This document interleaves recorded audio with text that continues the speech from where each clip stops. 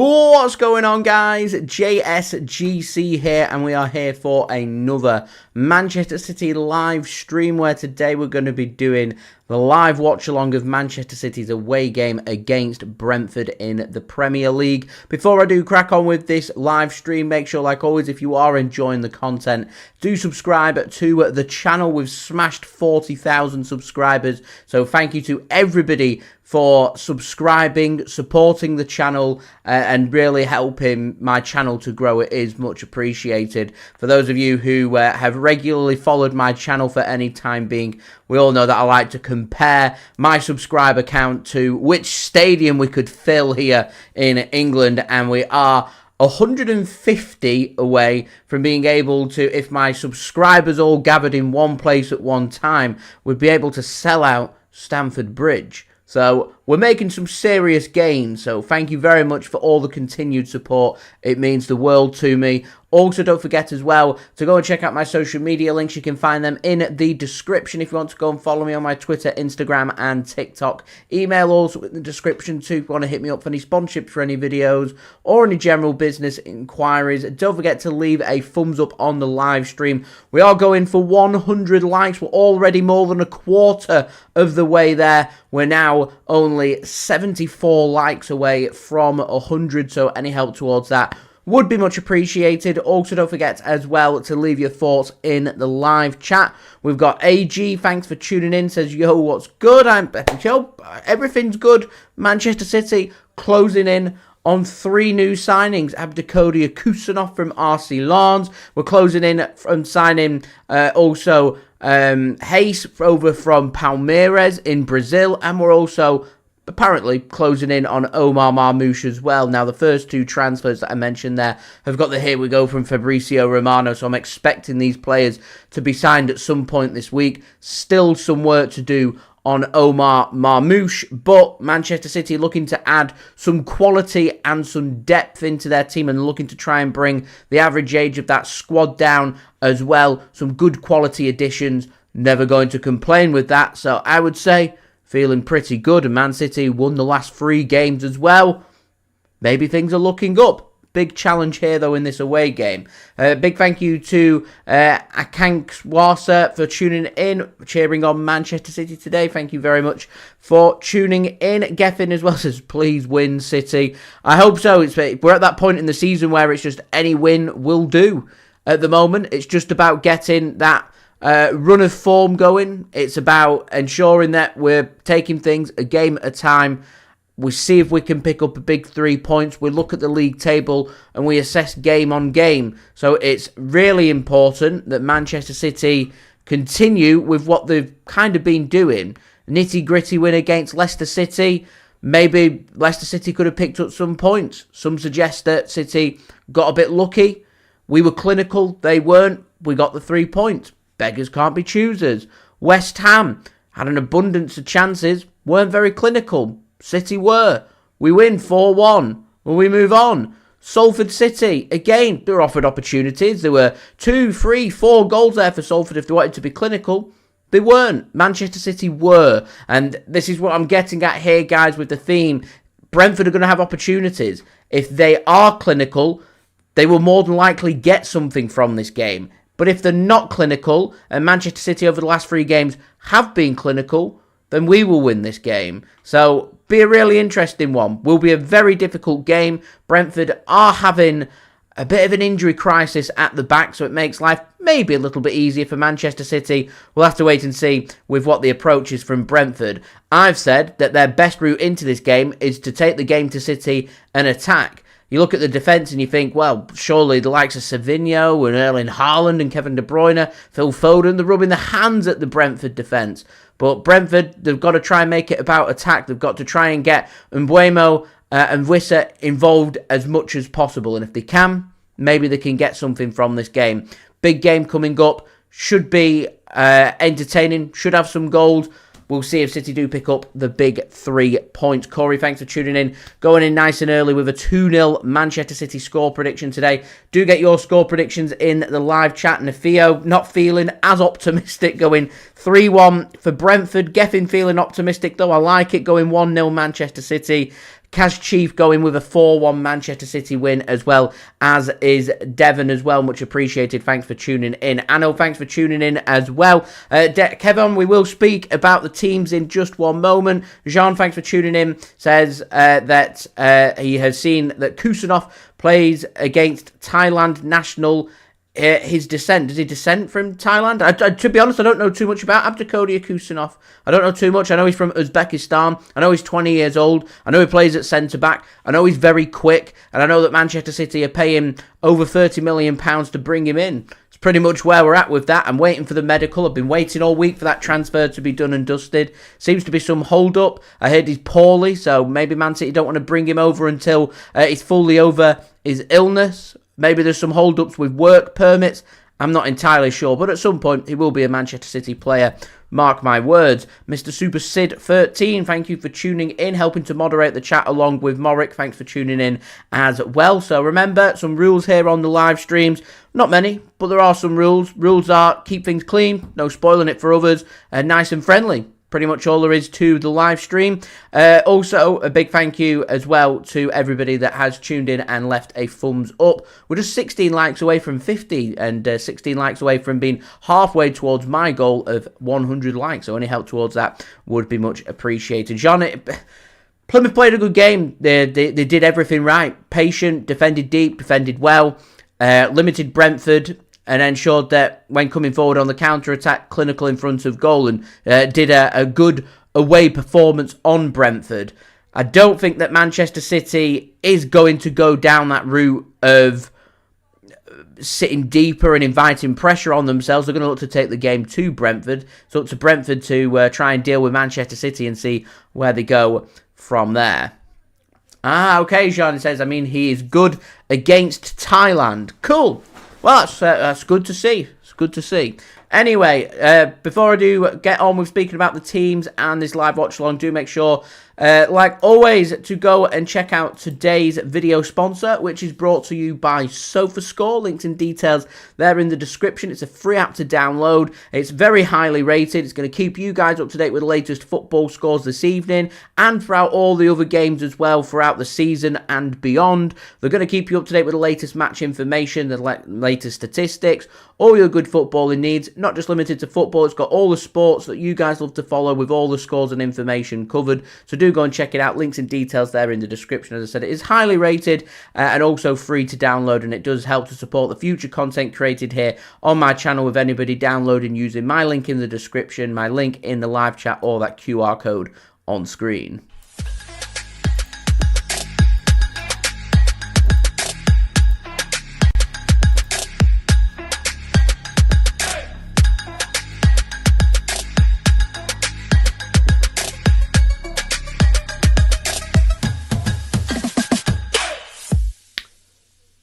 So we've got SofaScore locked and loaded. We've got 4 Premier League games taking place today. You've got Brentford taking on Manchester City, along with Chelsea taking on AFC Bournemouth and West Ham taking on Fulham. All them games kicking off at 7:30 PM GMT. You've also got Nottingham Forest taking on Liverpool at the City Ground.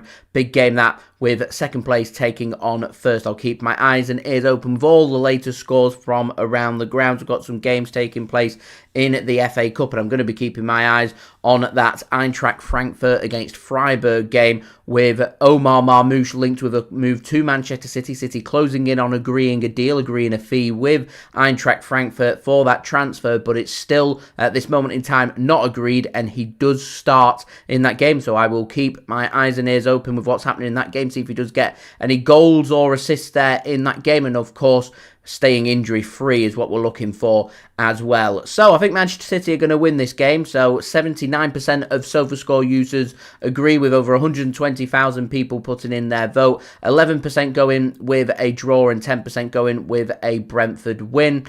We have Anthony Taylor in charge as the match official for today's game at the Brentford Community Stadium. So let's have a look then at the two sides, starting off with our opponents.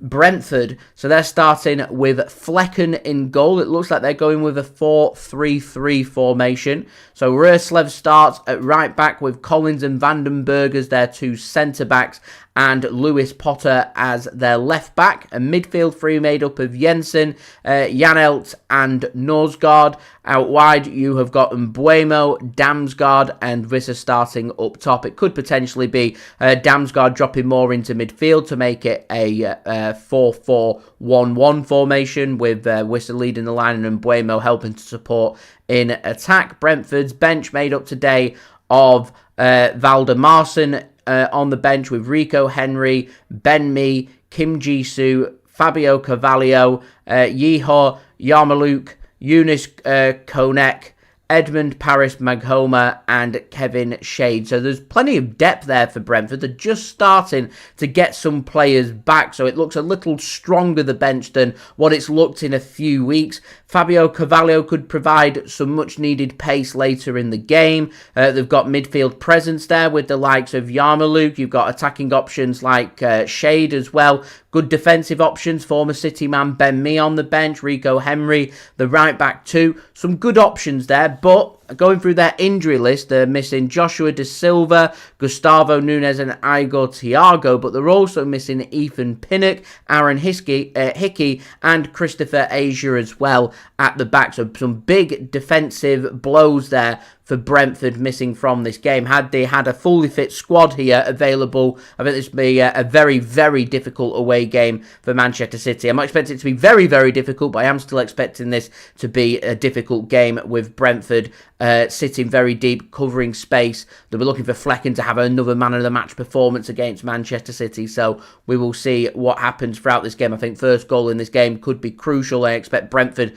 to really take the game to Manchester City early on to try and get that home advantage count and try and get that first early goal. Jean, you are spot on. Leyton Orient and Derby County are playing each other today to see who Manchester City will face in the FA Cup fourth round. We'll be playing either Leyton Orient or Derby County away from home in the fourth round. Antonios, thanks for tuning in from Greece. Love that. Whereabouts in Greece are you tuning in from? And says, hoping to get away with a dub. I do hope you are correct, my friend, and much appreciated for tuning in today. Brentford's average age of their squad is 26.1 years. Manchester City's average age of their squad today at 27.2 years, which is why City are targeting so many young players. Omar Marmoush, 25 years old. Abdelkader Kusanov, 20 years old. Vita Hayes to 18 years old. This is why Manchester City are looking at the next generation. A big window so far from Manchester City. So, City lining up today with Stefan Ortega-Moreno given the nod in goal ahead of Ederson. A back three made up of Manuel Akanji on the right-hand side. Nathan Ake is going to go through the middle, and Josko Gvardiol starts on the left-hand side.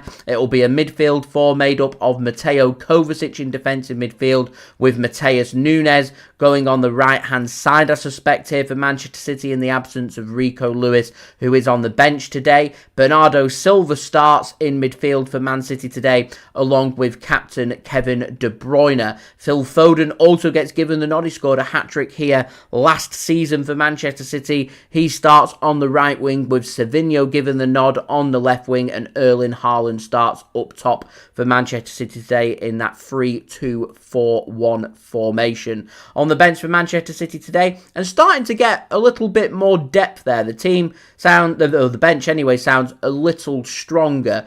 Ederson, the goalkeeping option for City on the bench. Defensive options include Rico Lewis and Jahmai Simpson-Pusey, which I think is why Manchester City are looking at more defensive reinforcements. You would have expected Kyle Walker to be on the bench. He's training once more with Manchester City, but after Pep Guardiola's bombshell after the Salford 8-0 victory on Saturday, is revealed that Kyle Walker wants to leave the club. Still no real developments. We know both Milan clubs are interested in Kyle Walker, but at the moment, stalling on that. They want a loan deal rather than a permanent transfer. We'll see what happens with that. But Kyle Walker not in the squad, but is back in training, and I imagine if we don't get any progress on that over the coming week or two, we may see Kyle Walker return back to the Manchester City squad, which Pep Guardiola sounds like he's happy for him to do. So if Pep's happy, I'm happy. Moving on, midfield options, you've got Jack Grealish, Ilkay Gundogan, Nico O'Reilly, and James McAtee. So plenty of legs there, including the fresh legs of Nico O'Reilly and James McAtee. It'd be great to see them get more minutes here. I'd argue a case that we really need James McAtee to be getting minutes here, because I feel like if he's not getting starts and minutes on a regular basis throughout the rest of this month, he may well be off, with plenty of interest coming in from Premier League teams, but even more interest coming in from Germany, with Mainz being favourites to sign James McAtee. Ilkay Gundogan, a central midfield option. Jack Grealish also an option in midfield, also an option out wide for Manchester City, as well as is Jeremy Doku, who's on the bench. I expect him at some point to come on, try and make an impact. Roerslev will be thinking to himself, good grief, if I manage to deal with Savinho for 65, 70 minutes, I've got the fresh legs of Jeremy Doku coming on, which could be the difference between the two sides in this game. We'll have to wait and see. And fresh from his debut goal at the weekend, Bryan Mbuemo once more on the bench for Manchester City. So City missing 3 players. Rodri, our long-term absentee, along with Ruben Dias and John Stones, still not quite recovered yet. There are 3 big absentees. Oscar Bobb is training once more, but not quite fit enough yet to make the squad. And Kyle Walker only just returned back to training over the last day or so. So we will see what happens going forward, but that is Manchester City's team for today's game against Brentford.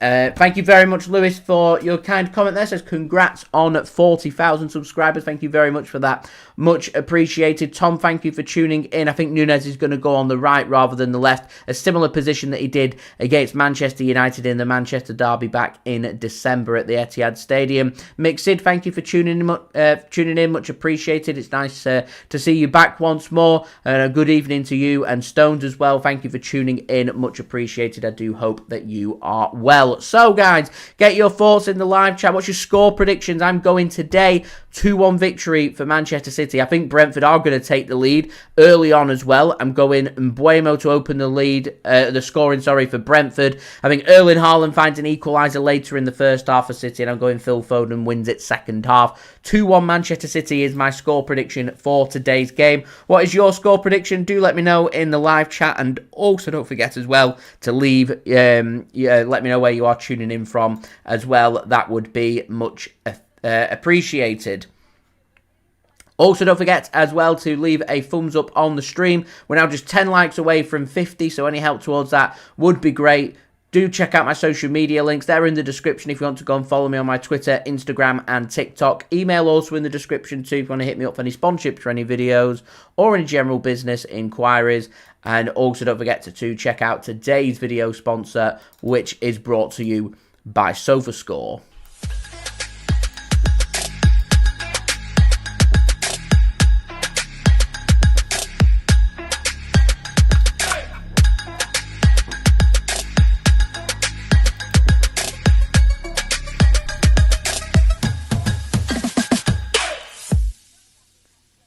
And a big thank you there to SofaScore for sponsoring today's video. So Mick Sid says, what am I thinking for this game? What's the JSGC analysis ahead of kickoff? I think City are going to win. I think it's going to be a tight game. I think in terms of my analysis, where's the game going to be won? Where's the game going to be lost? Obviously, midfield's so important.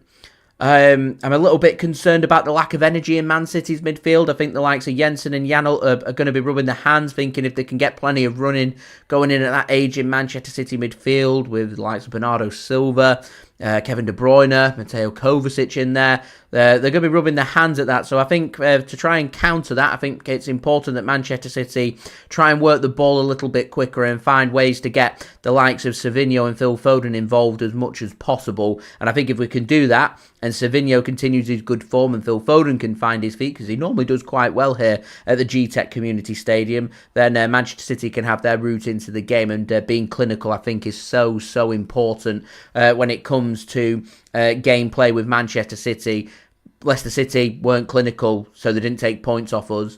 West Ham weren't clinical, so they didn't take points off us. Salford City could have come away with a few goals if they wanted to from the Etihad. I'm not saying they'd have got something at the Etihad, but they'd have certainly scored a few goals. The opportunities were there, and Brentford will get their opportunities. So if they're clinical, they could take something in. We've got to try and keep, as Man City fan says, they've got to try and keep Wissa and Mbuemo quiet. Keep them quiet, and I'm confident that Manchester City can have enough to win this game. I'm looking at that Brentford back line.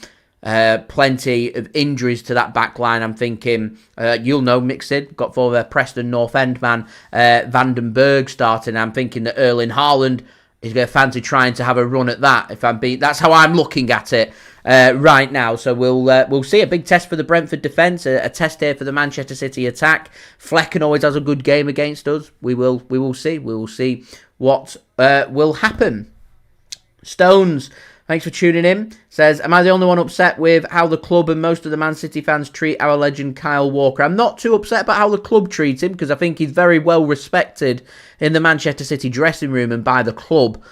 The fact that Manchester City aren't trying to force him out and are happy to, for him to try and find his move away from the club tells me that there's a lot of respect there. If there wasn't the respect there, it'd be treated like the João Cancelo situation, which is you're not training with the first team, you'll be isolated and on your bike. Kyle Walker's not isolated, he's training with the first team. If he wants to stay at Manchester City, he can stay, but he's said that he wants to leave, so he's got to pursue it.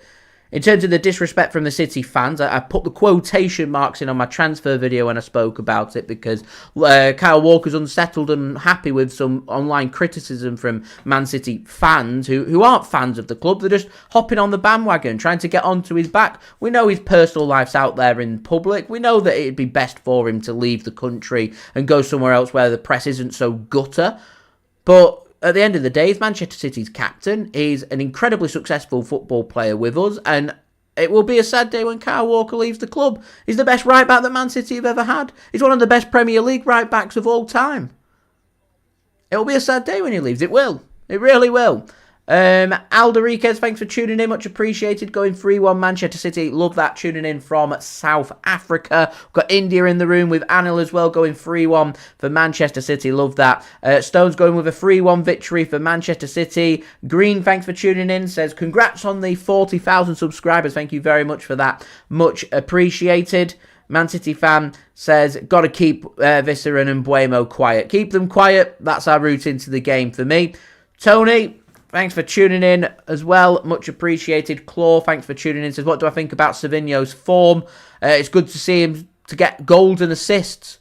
He's looking more comfortable. He looks better on the left-hand side than the right-hand side. So I'm not surprised to see him starting on the left-hand side for Manchester City today. So we're just moments away from kick-off. Players have made their way out the tunnel. They've done the warm-ups and they're ready to go. It looks like the players are wearing black armbands and gathered in the middle. So it looks like we're going to have a moment's silence. Might turn into a minute's applause. We will wait and see. I'm not too sure on what they're having the moment's silence for. It could be for Manchester City former captain Tony Buck, who passed away very sadly today at the age of 90 years old. So the thoughts of everybody here at the JSGC channel goes out to Tony Buck's family and friends at this very difficult time. And it is for Tony Buck. So a lovely touch that from Brentford with the players wearing the black armbands. That is why. Former Manchester City captain. A real nice man. A real nice bloke. A big loss for the City family. As I said, rest in peace to Tony Buck. A lovely touch from Brentford to do a little dedication and having a minute's applause for him as well. Fully deserves it. And a lot of respect for Brentford for doing that as well, and the fans taking part too. Tony, that's pretty much where I'm at with it as well. I'll wish him well. Got absolutely nothing against Kyle Walker. He's delivered a lot of happy memories to Manchester City fans. So, yeah, I'll wish him well. He wants another challenge, he wants to go elsewhere. It's fine by me. It's fine by me. And Nadir, I am still confident. It's a very expensive, very big deal. It's going to take a bit of time. It's not one of those that you just keep chucking money at and you get over the line very quickly. It's going to take a bit more time. It doesn't surprise me that of the 3 deals that we're working on, it's the one that's taking the most time. I'm still confident, everything's suggesting that the deal will get done.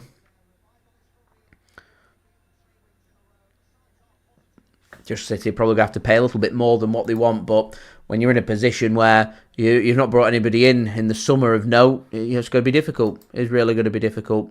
Anyway, thank you very much, Nadir, for tuning in. And Tony was a magnificent player. Definitely a magnificent player. And a big loss, Tony Buck. A real big loss to the City family and the community as well. Kevin De Bruyne then is going to get us underway for this game. Man City attacking from right to left, with Brentford attacking from left to right. Manchester City playing in their home kits today. Sky blue shirts, white shorts, white socks.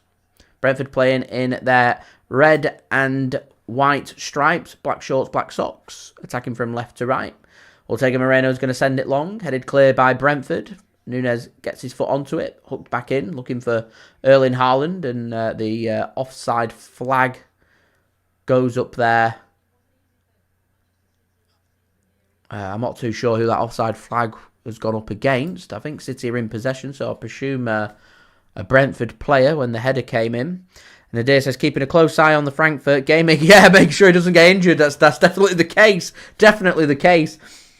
I'll be keeping an eye on that as well. If he gets a goal or an assist, do feel free to let me know. Don't forget, guys, do leave a thumbs up. Just 4 likes now away from 50. Any help towards that would be great. Do subscribe as well if you're new around here. And do check out today's video sponsor, SofaScore. Links and details, they are in the description. So, a wayward pass there from Manchester City. And straight out of play for a throw into Brentford on halfway. Nathan Ake, the man with the poor pass, putting it out of play. So, Brentford can look to try and build in from the back and see if they can maybe create their own opportunity. Ball work back to Flecken.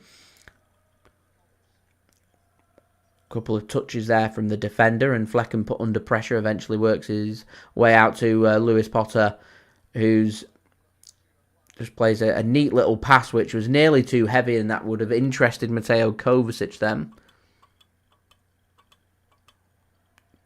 And Tony says, I've shortened my name from Anthony Taylor because I'm on the referee, who coincidentally is the referee for today's game.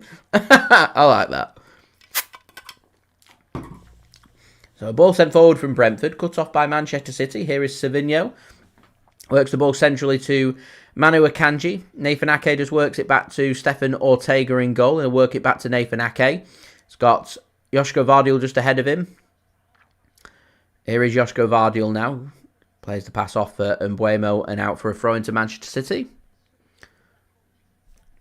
2 minutes in here at the Gtech Community Stadium. Brentford 0, Manchester City 0. A throw in for Manchester City inside their own half from Josko Gvardiol finds Kevin De Bruyne. He instructs Phil Foden. He wants him to make the run, and the interception comes in the end and out for a corner kick. First corner of the day for Manchester City. A good through ball that from Kevin De Bruyne. I don't think Phil Foden was quite on the same wavelength there, so there was a slight hesitancy in the run from Phil Foden. The fact that De Bruyne is having to instruct him where he wants him to be, rather than Phil Foden knowing where he wants to be, tells me everything I needed to know there, that he was always maybe half a yard behind where he needed to be. But Manchester City do get their corner, which is taken by De Bruyne, taken towards the 6-yard box, headed clear by Brentford. There's a surprise that the set piece doesn't lead to anything. Savinho finds Kevin De Bruyne. He puts a low ball in, and it goes to the near post there, where Flecken will gather that up with ease. So a couple of chances for City to put balls into the box. That's given away from Flecken to Phil Foden. Here's Kevin De Bruyne now, edge of the penalty area. Can't sort his feet out, and Brentford are going to survive. A poor throw that from Flecken, well intercepted from Phil Foden. City nice and sharp here early on. Rain, thanks for tuning in. Much appreciated, my friend. Here's Flecken then. He's going to send this to the Brentford left-hand side. It's a good ball as well and a good touch. Here's Vandenberg. Back to Flecken. He's just going to work this to the right, looking for Röslev, and finds him. And he's going to look to try and push Brentford further forward here. He's got Mbuemo making a nice run there. He doesn't use him into the Manchester City half. And a neat little flick there from Wissa, and Manchester City have to be alert. They cut it off and out for a throw-in for Brentford just on the edge of the Manchester City penalty area from Nathan Ake. So first chance there for Brentford to really come forward and try and cause Manchester City some problems. A bit too easily there for Roerslev to get forward and cause City some problems, but here we are. The Football Boy, thanks for tuning in. I do remember you. Going 3-1 today for Manchester City. He reckons City may be able to get second place if they can pick the form up as well. You could be right with that. Liverpool, I think, may run away with the Premier League title if they want it, as long as they don't have a poor run of form over the coming few weeks. But everything else open is open if anybody wants it. I mean, to be honest, the start that Man City had, you would expect City bare minimum to be making top four. The poor run of form that we've been in, you'd expect City to be further behind the top four than what we are. Just started to turn that form back around.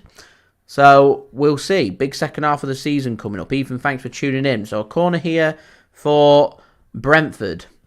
It was played off Josko Gvardiol's shin. It's going to be put in by Mbuemo. Not a very good corner and hooked away by Kevin De Bruyne. Savinho challenges for that in the air. In the end, Erling Haaland gets his head onto it and looked to try and play a passing header for Phil Foden. Doesn't work. Brentford just hook it into space, and they've got some space here as well. Worked into Wissa, who has the first shot of the game, and it ends up going past the deflection and dragged wide of the post for a goal kick to Manchester City. A bit of space there for Brentford to work with. There's a chance. I don't think there's anything more than that. Tony doesn't like that. He doesn't like that they kick off 30 minutes after us. It's a chance for us to put them under pressure. Anyway, there we go. Andy, thanks for tuning in, and Alison as well. We've just had a minute's applause for Tony Buck.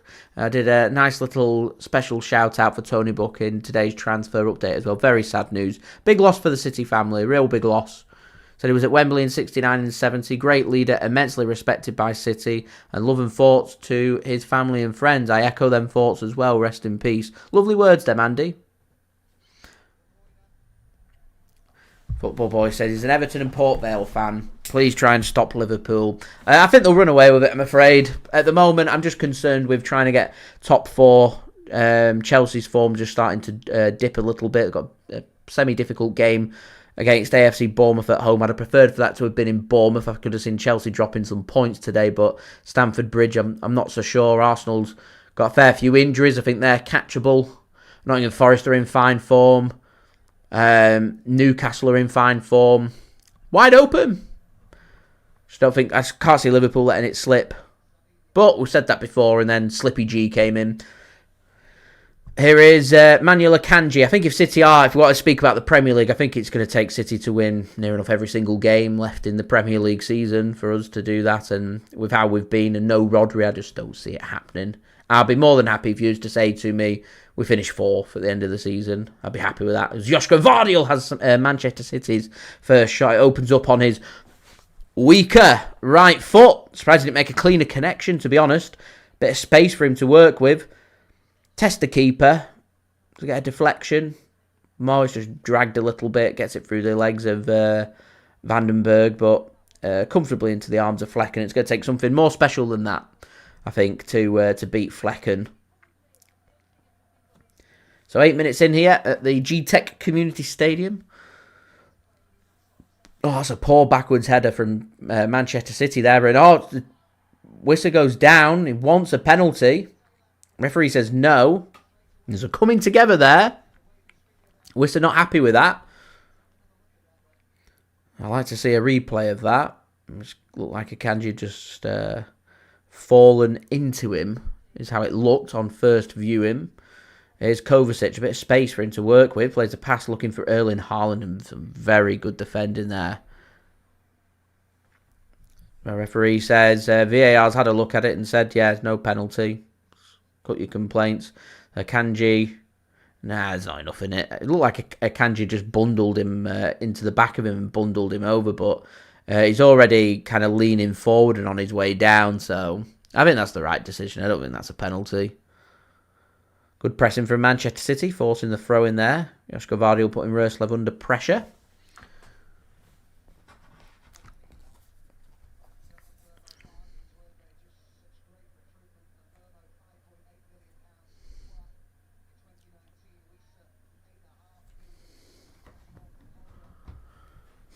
Manchester City do well to win the header there. Phil Foden just can't sort his feet out. I think that's been the theme of the first 9.5 minutes. City can't sort the feet out. And here come Brentford looking to try and build their own attack. It looks like Foden's playing directly behind the striker. It's a poor ball forward, and Mbuemo's very disappointed with that ball into his path, cut off by Josko Gvardiol. And Mbuemo's got his hands out, he's saying, what was that? An easy interception for Josko Gvardiol, not the best of crossfield passes, and Manchester City will have possession once more after Brentford got themselves into an alright position there inside the City half. Here is Stefan Ortega-Moreno. He's just going to dink this one straight to Collins. Cut off by Brentford. Poor ball forward from Ortega. Here is Brentford now looking to try and build their own attack down this left-hand side. As we do hit them 50 likes now, which is great. So we're just 49 away from 100. Any help towards that would be much appreciated. Do subscribe as well if you're new around here. And do also check out today's video sponsor, SofaScore. Links and details there in the description. Now, Savinho's looking very sharp for Man City. And a good show of feet that from Kevin De Bruyne. Eventually finds a bit of space for City to work with. Needed a bit of space there. Here is Kovacic. Drops his shoulder under pressure. Finds the pass. Does really well to find the pass. De Bruyne plays the ball back to Akanji. They're just working it backwards into a congested area here. Don't understand the need to keep working it in tight spaces right near our own penalty area. Under pressure. Eventually Ortega does a sensible thing in just whacking that ball clear. But because City were too busy faffing around in their own 18-yard box, they've not managed to get any players forward, and because of that, City have conceded a needless free kick. It's just real poor that from Manchester City. There used to be a time, for probably a really good example there of us missing someone as good as Rodri.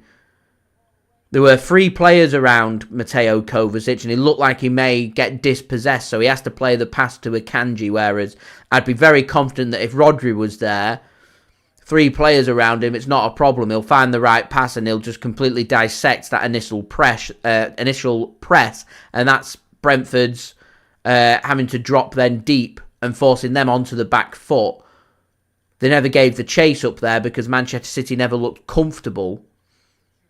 And now we've given away a free kick in a good area for Brentford to put a good ball in the box. It's about, 35 yards out to the right. It's flicked into the penalty area. Wissa, he's got many defenders around him. He still manages to find his pass, though, out wide.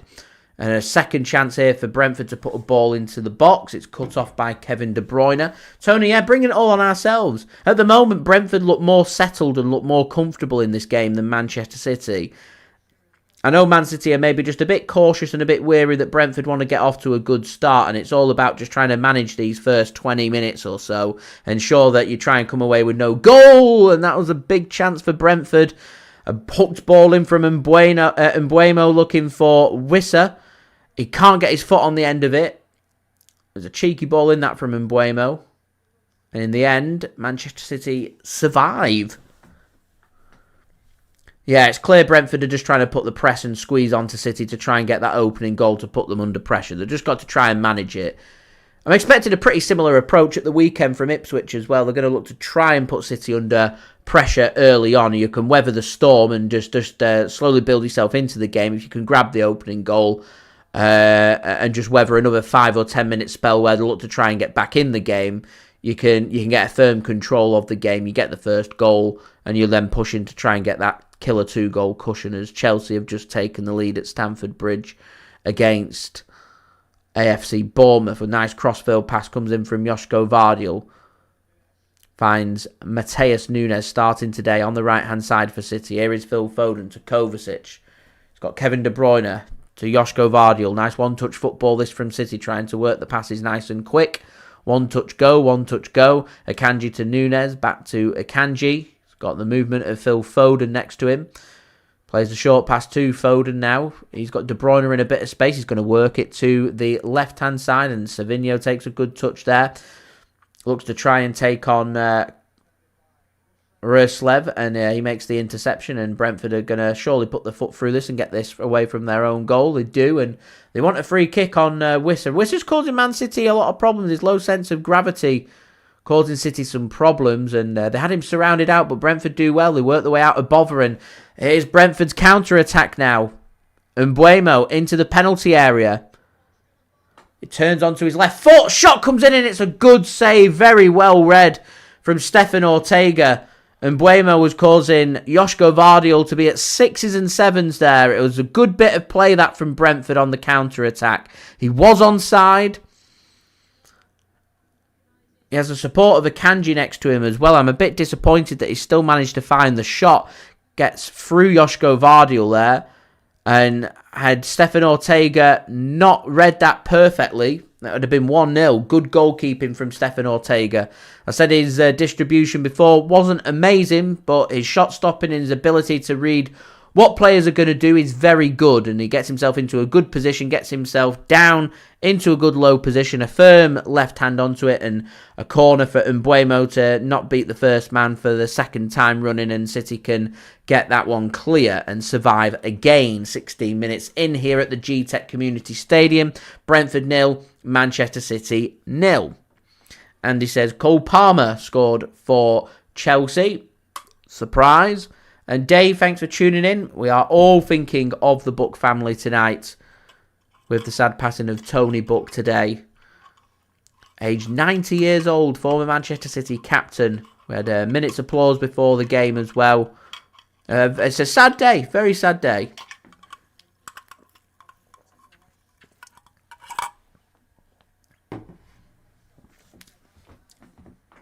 Very important figure in the history of Manchester City, especially through the late 60s and early 70s.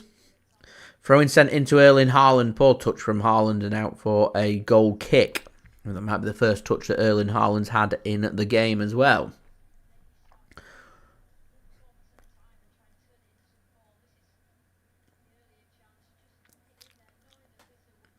Get a chance there of Wissa before. Couldn't get his foot onto it. The hooked ball in from Bryan Mbuemo.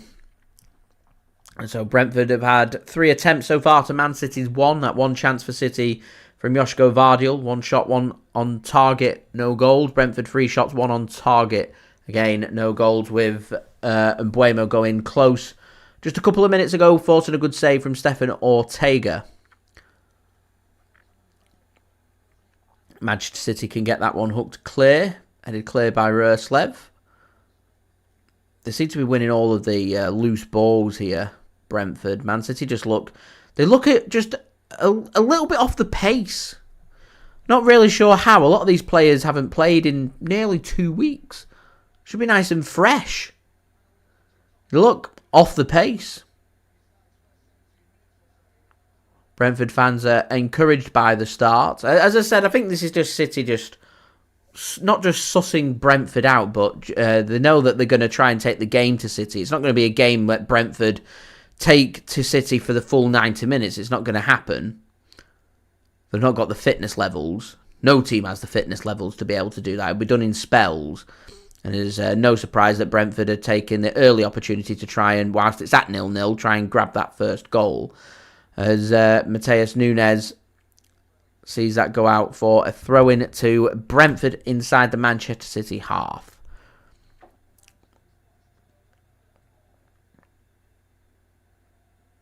Again, City just not getting interceptions, not getting tackles. The midfield just look half a yard off the pace.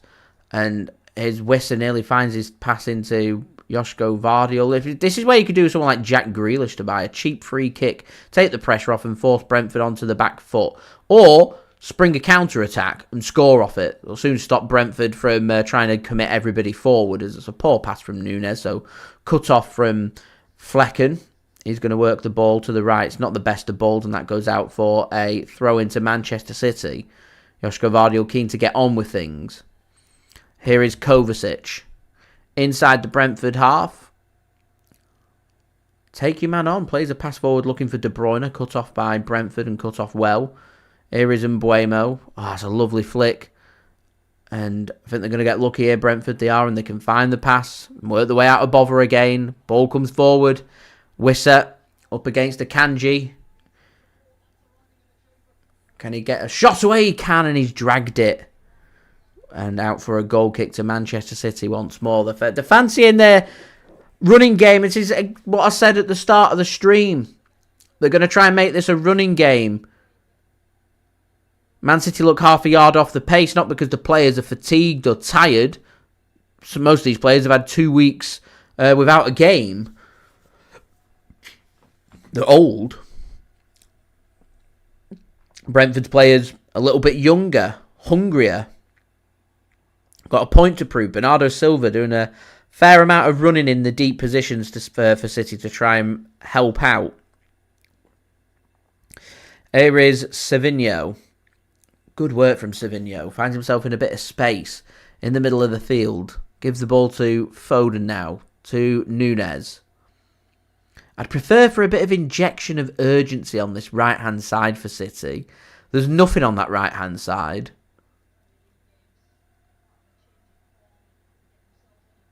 Here's Ake. Bursting forward. Plays a pass to Josko Gvardiol. Here's De Bruyne. Wants to play a pass in for Phil Foden. He can't. Out for a throw into City. Good block. Brentford are using a lot of energy here. There's a lot of movement from them. A lot of movement. Julia, good evening to you. Thank you for tuning in. I do hope you are well. Here is Phil Foden now. Pivots round. Nearly pivots round twice. Looking for a pass. Finds Savinho to Josko Gvardiol. Nunes wants the ball here on the right-hand side. Here is Akanji. Gives the ball eventually to Matheus Nunes. 10 seconds later. Akanji to De Bruyne. It's a poor pass from De Bruyne. It's slack. And he's again, De Bruyne is just half a yard off. All the City players are half a yard off the pace. They're committing fouls because they're not as sharp or quick as Brentford. I'm telling you guys, it's causing me concern. Really is causing me concern. I know that we're trying to bring in defenders and we're trying to help ease a little bit of an injury crisis at the back, and I get it, and targeting attackers as well. We need an attacker because we let Julian Alvarez leave. But the big gaping problem that we've got is our midfield's incredibly old.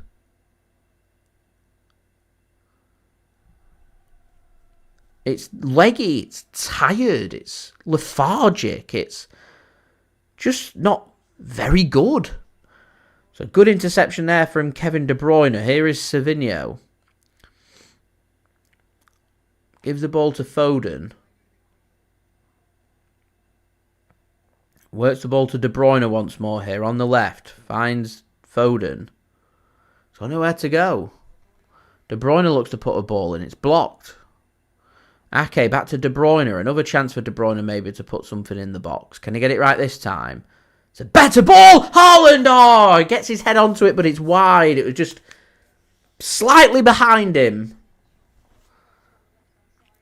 Slightly behind. That was a chance. It's a good ball in from De Bruyne, that.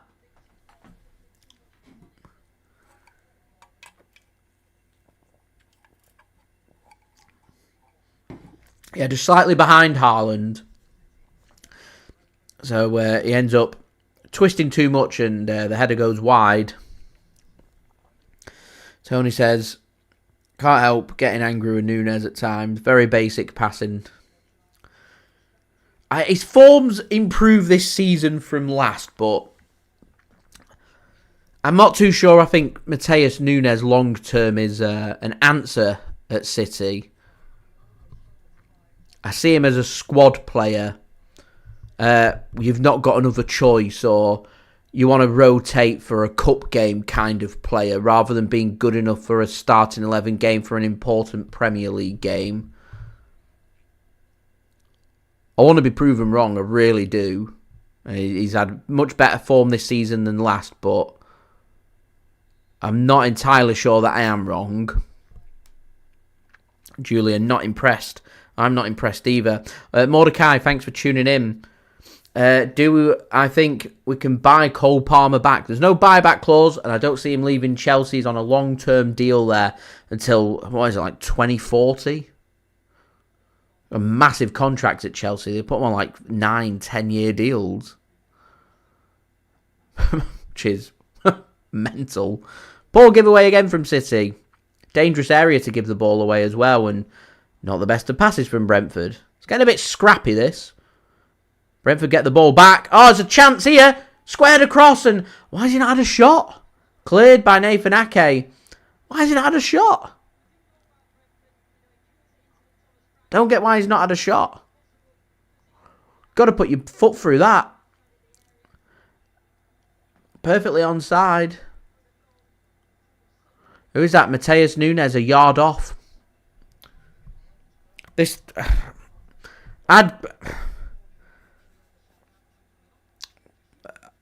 Whatever they think the solution is at that right-back position, obviously Kyle Walker not being available, he may leave. What we've got available to us isn't the answer either. I don't think Rico Lewis physically is strong enough for the Premier League, because that's a good shot from Brentford and it's well blocked. Yeah, I don't think Rico Lewis is physically strong enough for the Premier League. Not yet anyway. He needs to bulk up a little bit. You know, we've seen small players succeed at Man City before. Aguero, David Silva.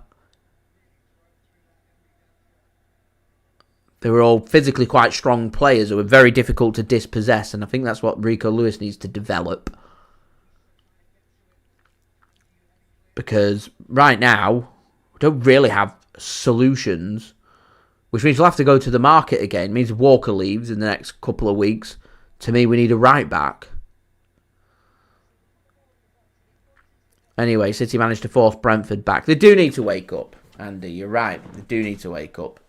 Julie hoping Nottingham pick up points. It's a little bit like a win-win. Liverpool could drop points, and it's funny. I'm not sure I regard City as being in a title race, but it's funny nonetheless. Chasing a top 4 spot, and I feel like Nottingham Forest at some point may have a dip in form and they'd be the team that we want to catch. As that's a great ball from De Bruyne. Here's Matheus Nunes. Prove me wrong, Matheus.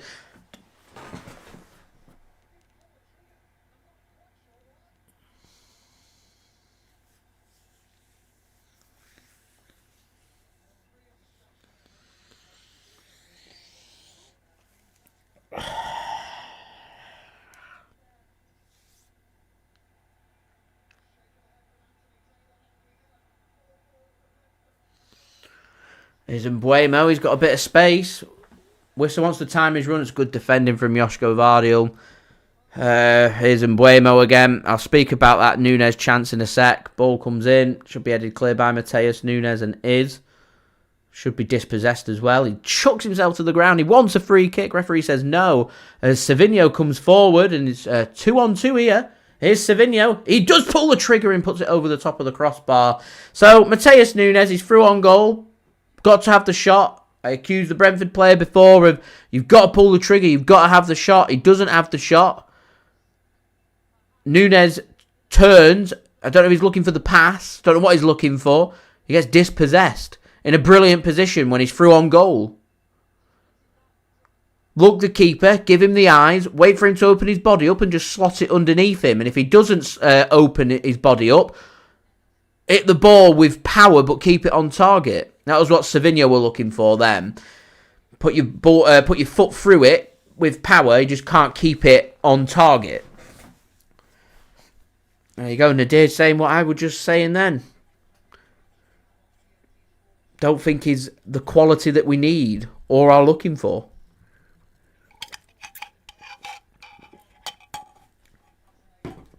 My issue is every Man City player earns their way into the starting 11.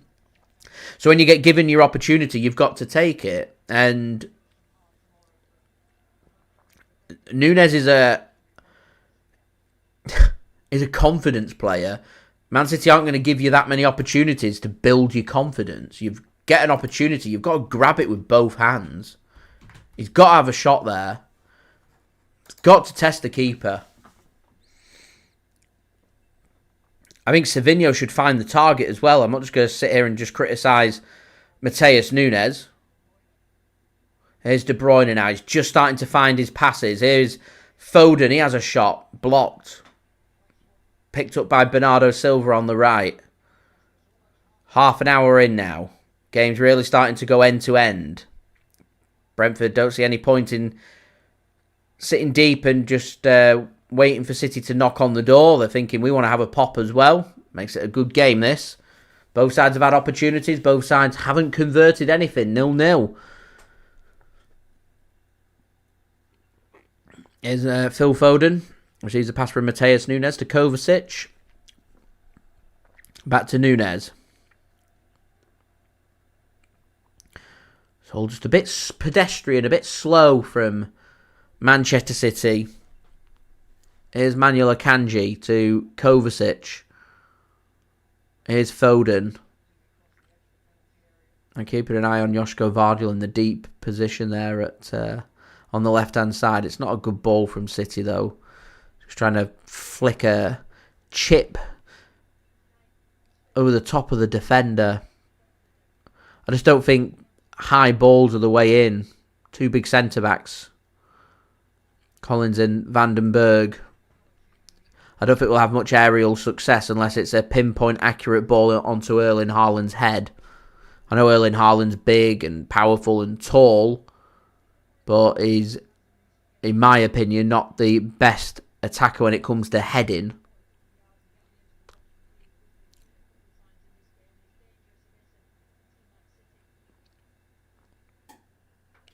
Ake plays a pass to Ortega. He's under pressure. He's got to play his pass forward. Does a lovely ball into the channel. Who says Ortega can't distribute? It's a brilliant ball into Erling Haaland, and he's looking for his strength, and it's a good challenge, a really good challenge. I tell you what, that midfield of Jensen and Janel doing a real good job for Brentford at the mo. Who's the other midfielder? Norgard as well. You got Damsgaard in there.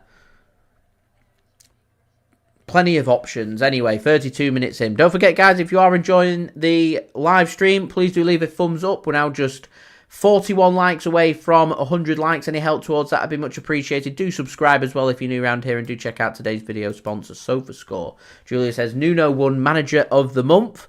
To be fair, he's doing very well with Nottingham Forest. Doing very well. We did beat him at the beginning of December, though, in that month that he won the Manager of the Month.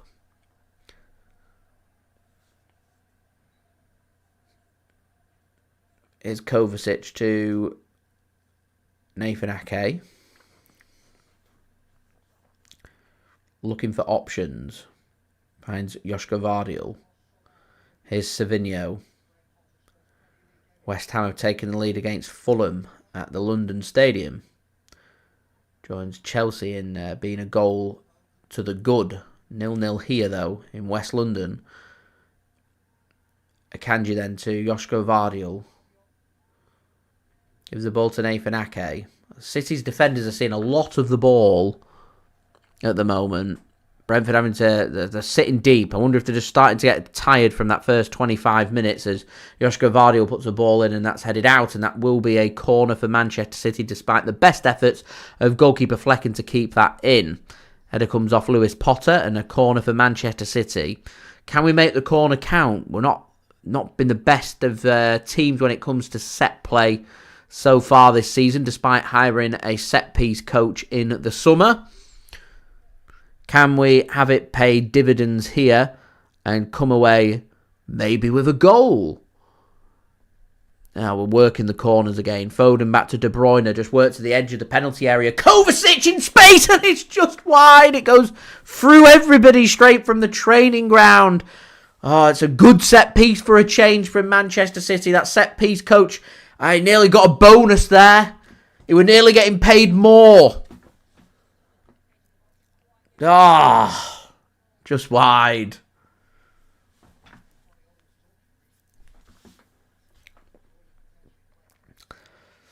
Ah, man. Anyway, 11 minutes to go then to half-time and the break. Flecken Oh, that's a big run up this. He's going to... This ball's going far. Pep Guardiola's head, he has to go... Oh, it's going high. Straight into the Man City half. Dealt with by the City defenders, though. Akanji finds Haaland. Foden. Oh, it's a good lead from Foden. Haaland then burst forward. He wants Foden to make that overlap. He wants to play a pass into Savinho. Haaland doesn't. Again, it's been the story of the first half. It just doesn't link up too well as Graham Potter in his first game in charge at West Ham. Looks like he may be getting off to a winning start. 2-0 up against Fulham. As that's a poor pass from Brentford, and Ake will get that one clear for City. Nobody there for Nathan Ake to play his pass to. Damsgaard can't sort his feet out. And that will be a throw-in for Manchester City midway inside their own half. So 10 minutes then to go till the break as we get an advert for the Champions League next week. In 8 days, Man City next Wednesday going to be taking on PSG away. Big Champions League game. Man City not doing very well. Could do with one more win just to secure our way into the playoff bracket for a 2-leg tie to get to the last 16. We wanted top 8. It's not going to happen as Kovacic has a low drive. A good block from Brentford. And they're going to come away with the ball. Dirty Sanchez, I like what you did there. Be positive with us playing the Bs. I like it. And Juliet Moyes, he's been appointed Everton manager now. So he is going to Everton. We'll see how David Moyes does on his return to Everton as Brentford come forward. Nunes at 6s and 7s gets a good challenge. City are going to get the ball as well. Does a good bit of defending there, Matheus Nunes. I know I've criticised him a couple of times in the first half, but I'll praise him when he deserves praise, and that was a good challenge, a good bit of defending. And here is Matheus Nunes now bringing Manchester City forward. Last 5 minutes, City have had 77% possession, starting just to get through their gears. De Bruyne to Haaland puts the ball into the box. Here's Savinho for Manchester City. Gives the ball to Josko Gvardiol. Foden puts one into the back post looking for Erling Haaland. He puts a header across the 6-yard box. Haaland has every right to ask, why is nobody in the 6-yard box? Do you know who would be in the 6-yard box there, guys? Omar Marmoush. That would have been 1-0 Man City if Marmoush was here.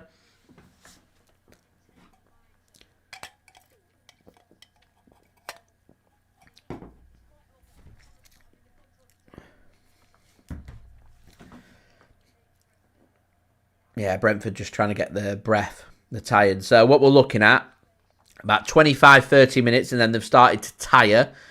Gets into the second half, I reckon we're looking 15, 20 minutes of the second half, and they'll start to tire again. So that'll be the next phase where you'll maybe start to see a bit more of Brentford early in this second half. In particular, if it's still 0-0. Although they've got plenty of energy in the midfield area. Throwing then for Manchester City. Julia. It was a brilliant game of football. The first half was terrible. That first half was awful, and extra time wasn't very entertaining either, but that second half really came to life. It was a good game. Here's De Bruyne. That's a cracking ball. Haaland has a shot straight at the keeper. Chance that. Chloe, thanks for tuning in. Says 1-0. Really? 1-0 Forest.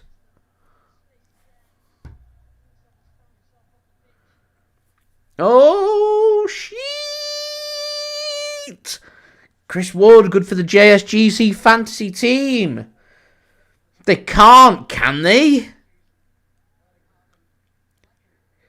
The 3 points from the top Forest, if that stays the same. They can't, can they?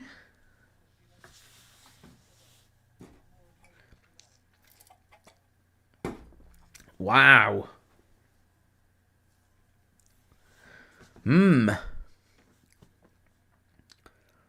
Anyway, it means all games have got goals in. Apart from ours. 0-0. We've had a few chances. It's not been the best of games so far. Ah, good strength from Haaland. Finds Nunes. Haaland's having to drop deep to get more of the ball. Nunes doesn't play his pass into Haaland, but what it does do is open up a bit of space for Bernardo Silva to not play his pass into Kevin De Bruyne because it's intercepted. Lots of wayward passes from Manchester City. There's lots of little short, neat passes that will get that pass completion up, but in the important areas when it's come to link-up play, it's not been there. As a ball comes in from Nunes, takes a deflection, and Mbuemo will put his head on that. De Bruyne should be sensible, and is, in letting that go out for a throw-in, which he'll take quickly. Here is Josko Gvardiol, back to Kevin De Bruyne, gets himself into an onside position, so he can play his pass to Nathan Ake. And thanks for tuning in, cheering on Manchester City. Good time this, to grab a goal just before half-time. A really good time. Change of team talk for the manager. So don't forget, guys, we're now 37 likes away from 100. Any help towards that would be much appreciated. Do subscribe and do check out today's video sponsor, which is brought to you by SofaScore. Links and details, they are in the description. Here is Nathan Ake. I always wondered why none of our defenders fancy just having a quick drive from 35 yards out just to see. I know Kyle Walker liked having an attempt, a poor attempt, I will add, trying to score a goal from far out for no reason whatsoever. But there's acres of space around 35 yards out for our centre-backs to maybe just put the foot through it every now and then and see if they can hit one.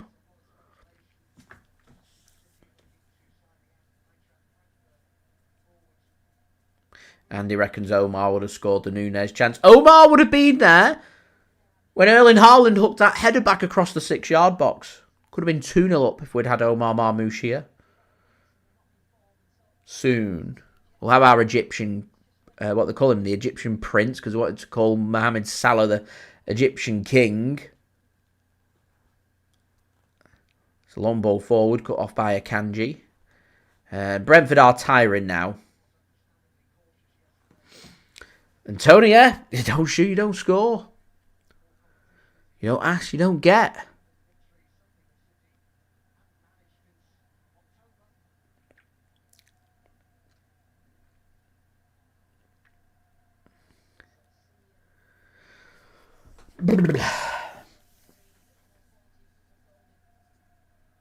Nadir says no injury to our Egyptian prince. Might be his farewell. It'll be interesting to see what his reaction is after the game, see if he starts, having an emotional farewell kind of thing. Oh, good play from Man City under pressure. Good play, really good play. Kovacic, Bernardo, Haaland combined. It's good stuff.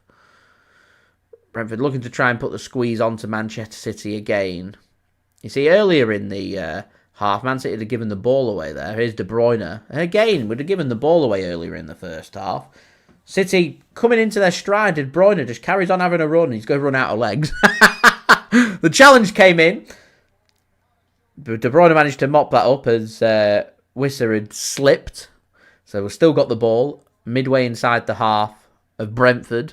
Work to the right. Here is Matheus Nunes. Foden. Does he fancy a shot?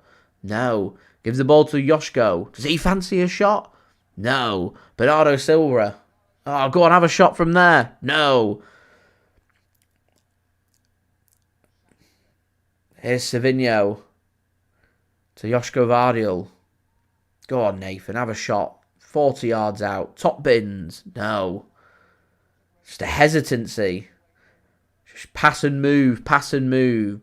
Brentford happy to deal with that. And the referee's going to stop that because he's intercepted the ball.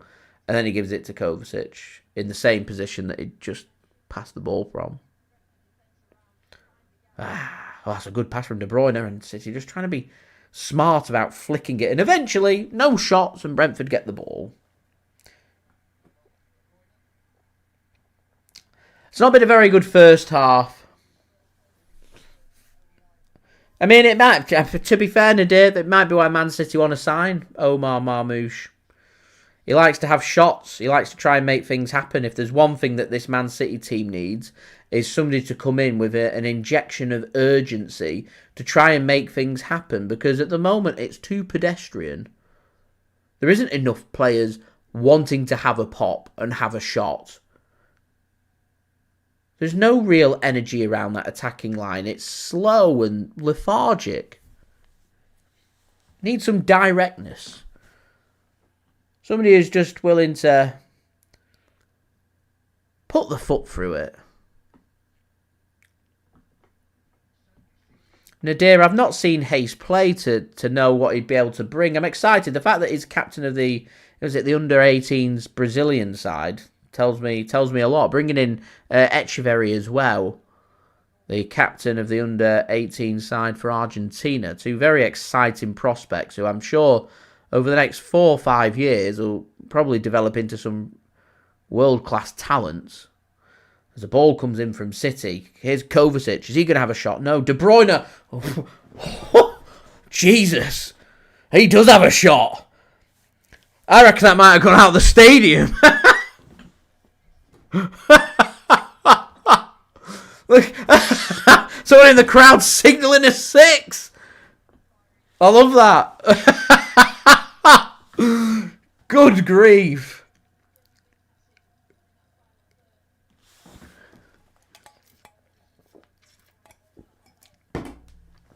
That was entertaining. Anyway, guys, do leave a thumbs up. 35 likes to go to 100. And do subscribe if you're new around here, and do check out today's video sponsor. Brought to you by SofaScore. Links and details there in the description. To the first of 1 minute added on here in the first half. Maybe chance for one more opportunity. It's a good header from Kovacic to Kevin De Bruyne. Nadir says that ball just landed in my garden. Julia, I despair as well. Anyway, it's not a very good ball in from De Bruyne. Flecken picks that up. I'm surprised that Brentford's decided to try and play it quickly.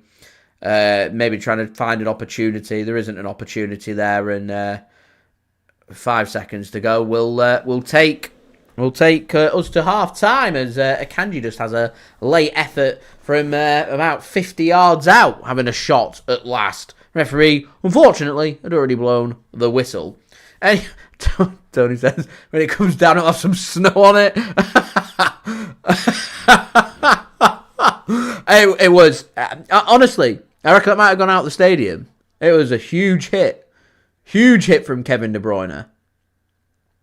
Massive. Anyway, yeah, what are your half-time thoughts? Brentford had some opportunities, weren't clinical.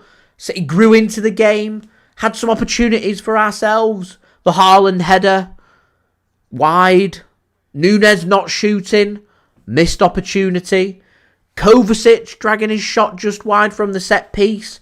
There's been chances, just not managed to find anything of note. Post a couple of saves from Flecken. I'd probably say it's a bit too easy for Brentford at the mo. I think Brentford will defensively be pretty alright with how that first half's gone. I think City, first 15, 20 minutes maybe looked a bit jaded, a bit shaky. Grown as the game's gone on and Brentford's just started to tire. It'd be interesting to see what the approach is going into the second half and see if City change anything up. Nadir lets me know that Omar Mamouche get an assist tonight for Eintracht Frankfurt. We could do with an assist tonight for ourselves, but at the moment, not to be. Taylor, thank you very much for tuning in, my friend. You're spot on. Yeah, we do move the ball too slow. Not enough having shots, trying to make things happen. Too pedestrian for my liking. Far too pedestrian. So, let's have a look at today's video sponsor, SofaScore. Links and details, they are in the description. I do have my promo video, which I'm going to roll for you guys very quickly right now. I swear I do have it open. There you go.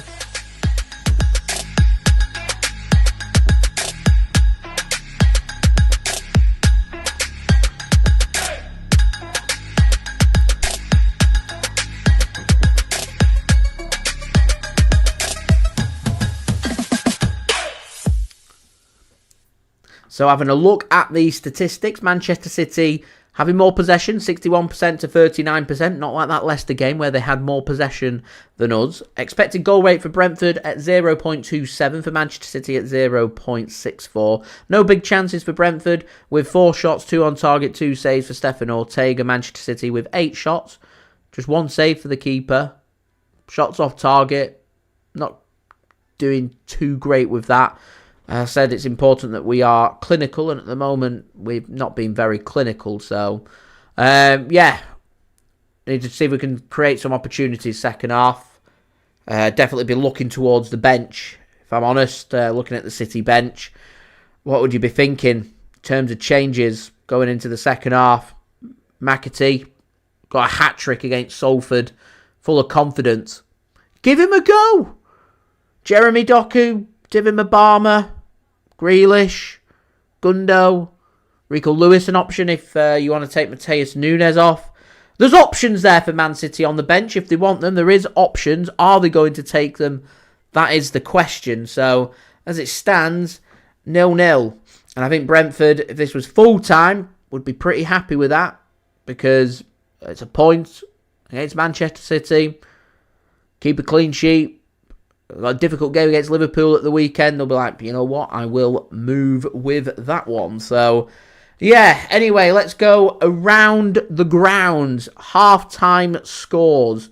Starting in the Premier League. All half-time unless I state otherwise.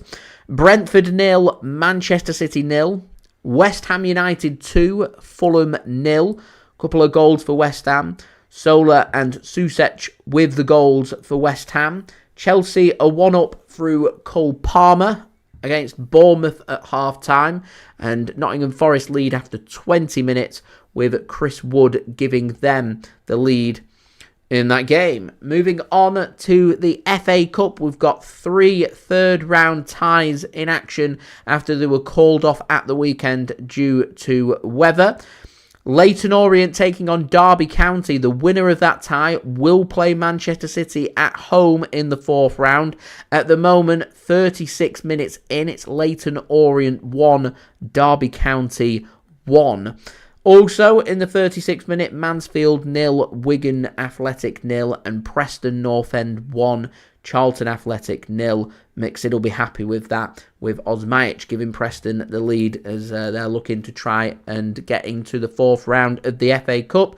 Got a couple of games in the Championship. They're both 0-0 in the 37th minute. Cardiff City 0, Watford 0, and Plymouth Argyle 0. Fresh from their 1-0 win at the Gtech Community Stadium at the weekend in one of the big shocks of the FA Cup 3rd round.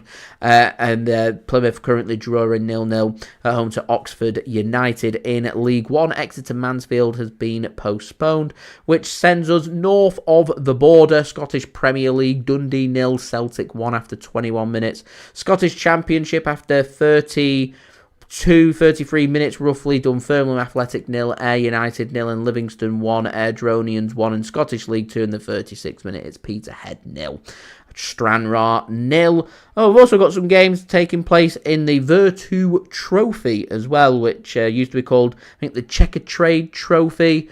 I know it's like the Johnston Paint Trophy, the sponsored trophy. Is it the FA Trophy or some? I don't, it has many different names. Anyway, the one that Man City's under 21s competes in. Currently, Cheltenham 1, Colchester 1, Chesterfield 0, Rotherham 0, Lincoln City 0, Bolton Wanderers 1.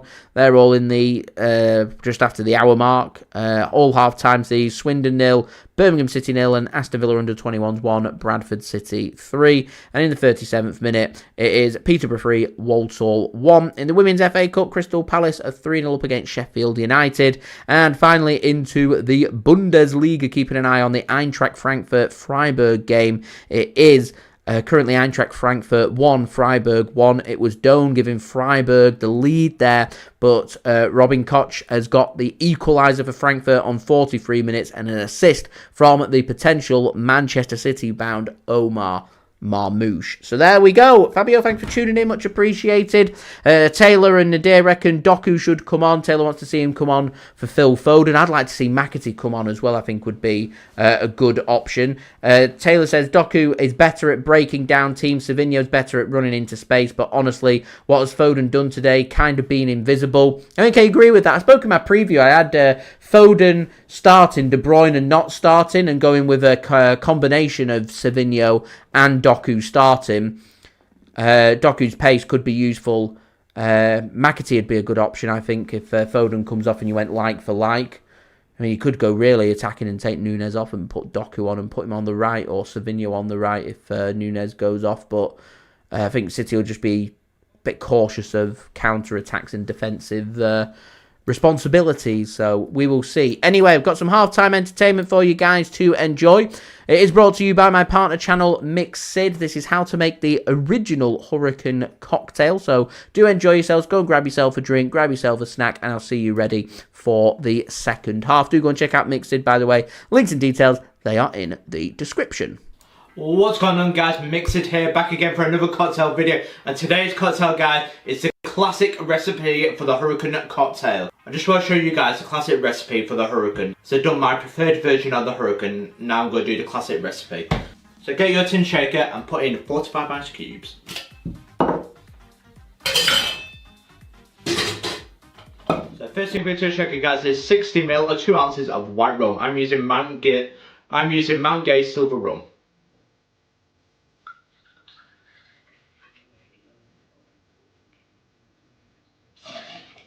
Next ingredient, guys, is 60ml or 2 ounces of dark rum.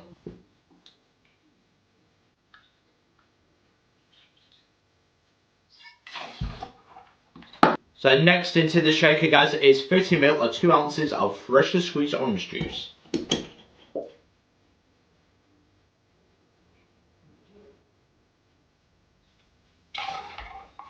Next, 30ml or 1 ounce of freshly squeezed lime juice.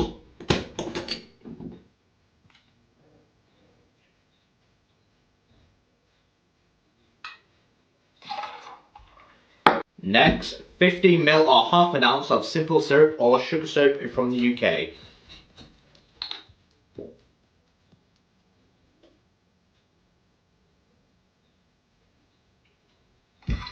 Next, 15ml or half an ounce of passion fruit syrup or puree.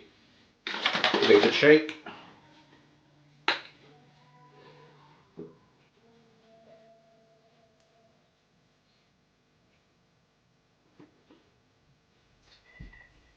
And last, just a teaspoon of grenadine, which is about 5ml or 0.2 ounce.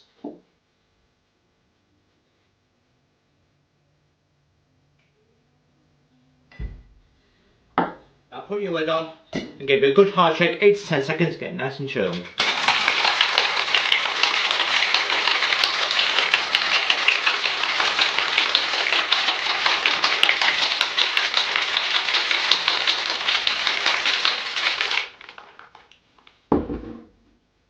So get your Hurricane glass and fill it with ice.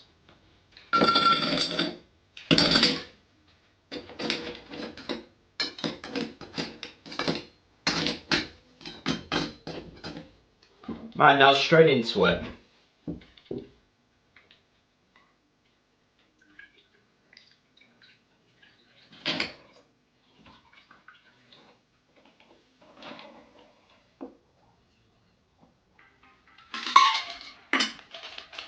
And there we go, 1 Hurricane. Now to garnish it. So garnish it with a slice of orange. And this time we've got to add a cherry to it.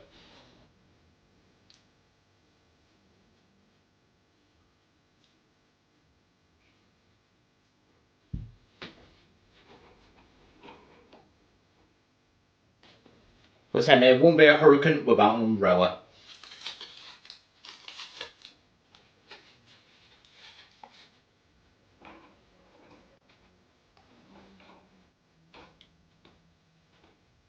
And there we go, 1 Hurricane.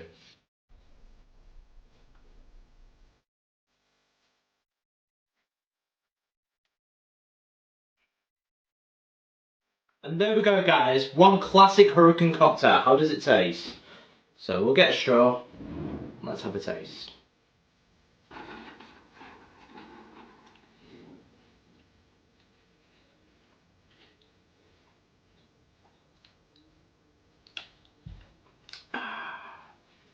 Beautiful, absolutely beautiful.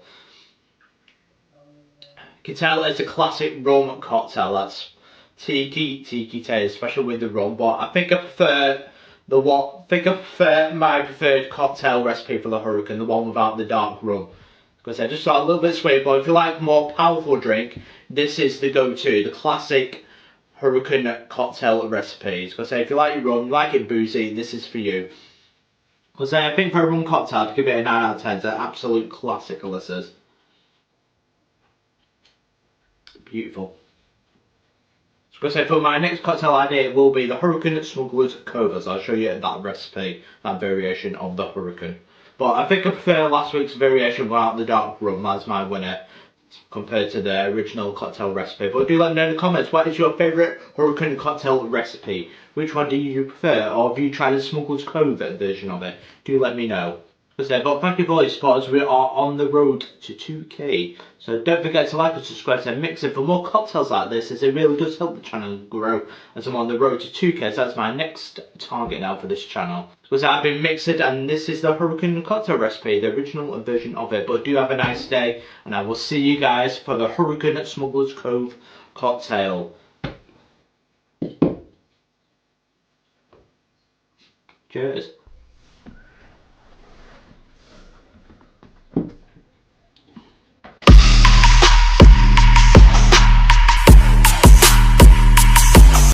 Thank you very much there to Mixed for providing today's halftime entertainment. Do go and check him out. Links and details, they are in the description. So we're just waiting for the players to make their way back out of the tunnels, which will be very soon. And hopefully Manchester City can come on and be able to create some chances and find their clinical edge. Because at the moment, 0-0, missing opportunities, 8 shots, 1 on target. Not been great, if I'm honest. Not been great. Question is, what are Brentford going to approach for the... how are Brentford going to approach going into the second half? What are Manchester City going to try and do different? Who's going to win it in the second half? That is the question. Bit of a debate going on about who to bring on. Andy wants to see Jack Grealish come on. Do you know, Jack Grealish isn't a bad shout. I think Jack will help bring a little more control to City's game. Question is, who comes off? I don't think I'd take Savinho off.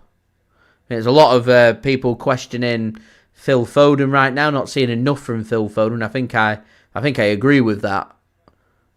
I actually think that Omar Marmoush is in particular being targeted because we're just not seeing enough from Phil Foden.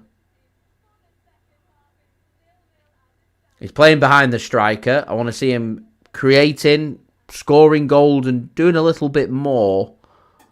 Doesn't look like there's any changes being made by City for the second half. So we'll see what the analysts have made of the game and what City choose to maybe do a little different going into the second half. A very interesting second half, this one.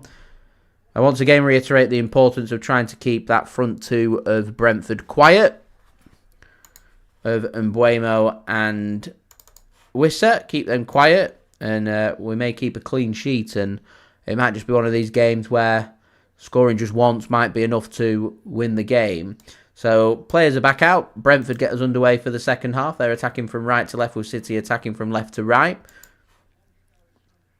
No changes by either side. Long ball sent forward by Flecken, hooked clear twice by Matheus Nunes, twice hooked back in towards Manchester City's defence before Brentford can pick up that loose second ball, and they'll float a ball forward looking for Wissa, who will get there ahead of Nunes. He does a shoulder to shoulder and the referee says free kick. Shoulder to shoulder, ref.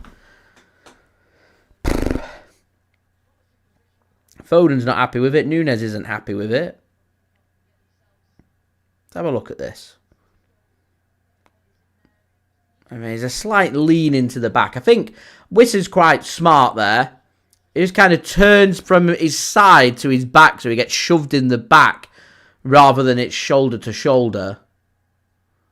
And gets a cheap free kick for Brentford here.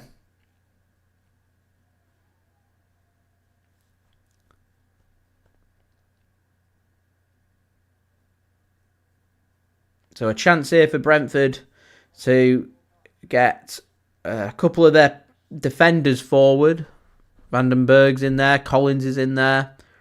Bit of defending to do. I'm a bit worried that Bernardo Silva's currently marking Collins.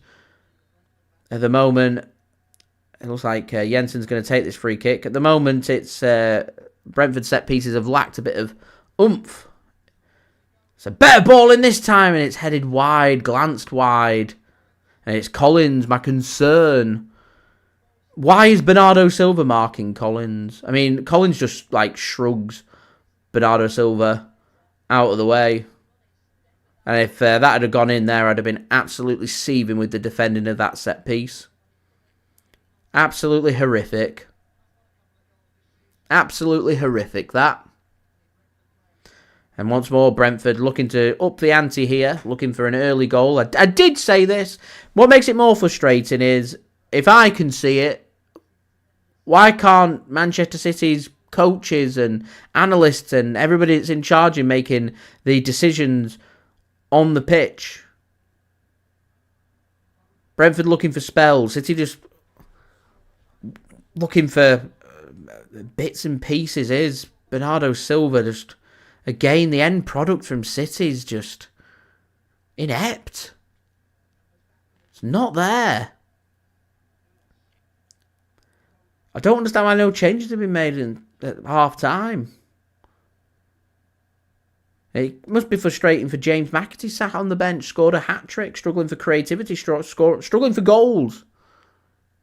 Yeah, he's sat there like, oh, I just scored a hat-trick. Why am I not been given some minutes? Why have I not been brought on for the second half? Let me have a pop. Can't do any worse.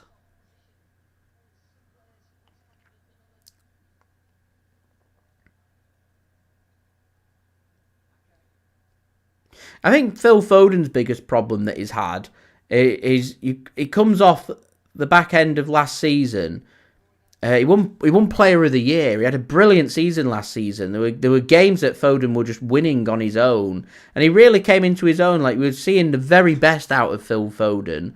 We head into the European Championships. The whole of England put their hopes on Phil Foden. They see him not coming away with goals and assists, and decide to have a pop at him being used out of position and not in an all-familiar role that didn't particularly suit or get the best out of Foden. And because so many people got on his back and he got so much criticism, which I don't think he's all that used to, I think he's just started to doubt his own play.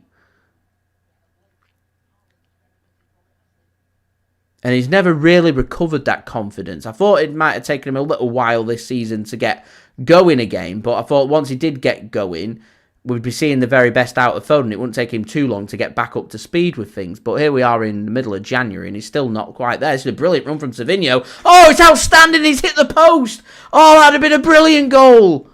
That would have been an absolutely stunning solo effort from Savinho. He hits the post. Here's Phil Foden now to Bernardo Silva. De Bruyne, a bit of space here on the edge of the penalty area. Here's Bernardo to De Bruyne. He wants to have a hit and he drags it.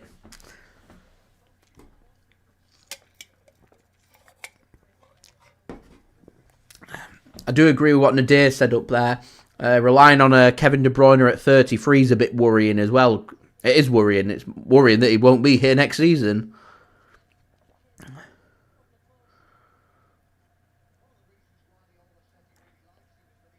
Lovely, lovely run from Savinho, that. Deserved a goal. Deserved a goal, that.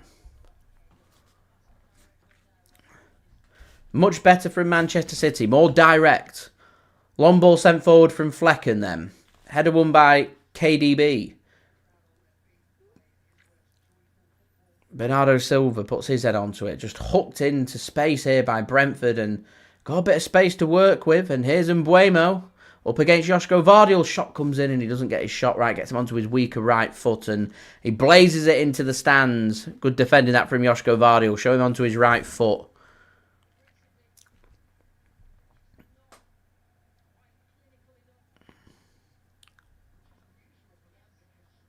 So Brentford are preparing a change. It's not taken them long to make some changes. Thomas Frank He's a very smart manager, a very good tactician. He's a good manager. I was pleased to hear Pep Guardiola bigging up his praises pre-match. Says he reckons that we're going on to bigger and better things in the next season or two. No disrespect to Brentford in saying bigger and better things, but we're on about a top 6 Premier League team. Or maybe even one of the potential big boys in Europe. He's that good. He's a good manager. Nunes. Great ball. Nunes. Haaland. He's got a bag. He's got to score. How has he not put it in the onion bag? I do not know. How has he not scored? Straight at the keeper. Anywhere but there and you score. Anywhere but at the keeper. What a ball from Nunes. Straight onto Haaland's head. He dreams of them opportunities. He dreams.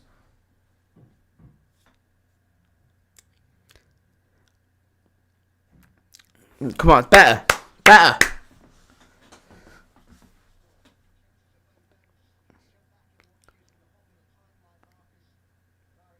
Here's Flecken then for Brentford. City now putting the squeeze onto him. Trying to force an error. Kevin De Bruyne must be tired. He's having to do a lot of running out there. It's a poor touch. That's good work from Josko Gvardiol. Gets the ball. I agree, Big Earl's got to score that, Tony. It's got to go in.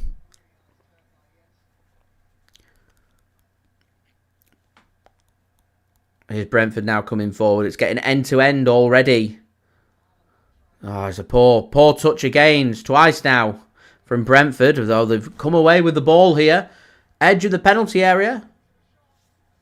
Doesn't have a shot. And Mbuemo works on and played into space. And Bernardo Silva slips as he wants to make his clearance.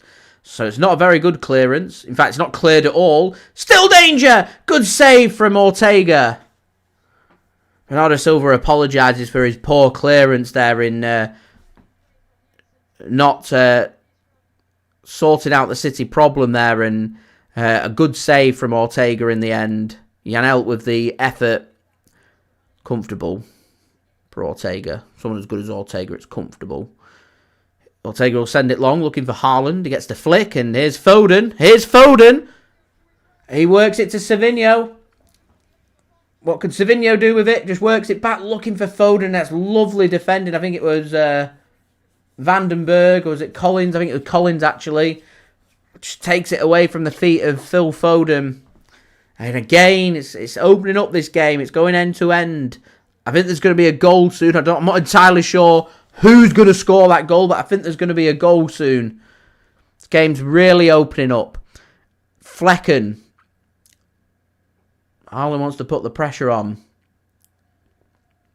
Brentford just looking to try and play their way out of bother here. Rushed by Manchester City and rushed into a mistake because that will be a throw-in for City. It's good work. Erling Haaland feeling a bit of tightness in his hamstring there, I think. Eintracht Frankfurt like this. Reiterating more and more of the need of another forward being brought in who can help cover for Erling Haaland. So don't forget, guys, do subscribe to the channel. Please do leave a thumbs up. Just 25 likes away from 100. Any help towards that would be much appreciated. And do also check out today's video sponsor, which is brought to you by SofaScore. Bournemouth have just found an equaliser against Chelsea. Away from home there for Bournemouth. So Stamford Bridge 1-1. You see, currently in a top 4 spot, Chelsea. And City have got to be looking at this thinking, they drop points and we win today. Into the top 4 we go. Oh, lovely show of strength from Haaland. Does well to find Foden. And Foden's going to be brushed off it by Lewis Potter there. And Flecken's just going to put his foot through that and get that one clear. Savinho can't win that aerial challenge. Brentford just looked like they wanted that more there.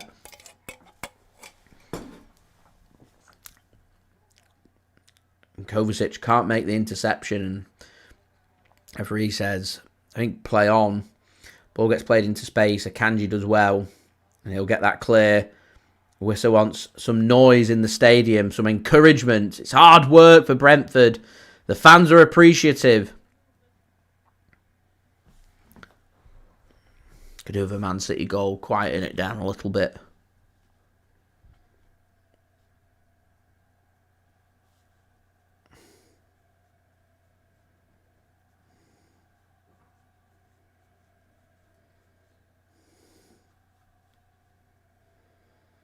A long throw's going to come in then from Jensen.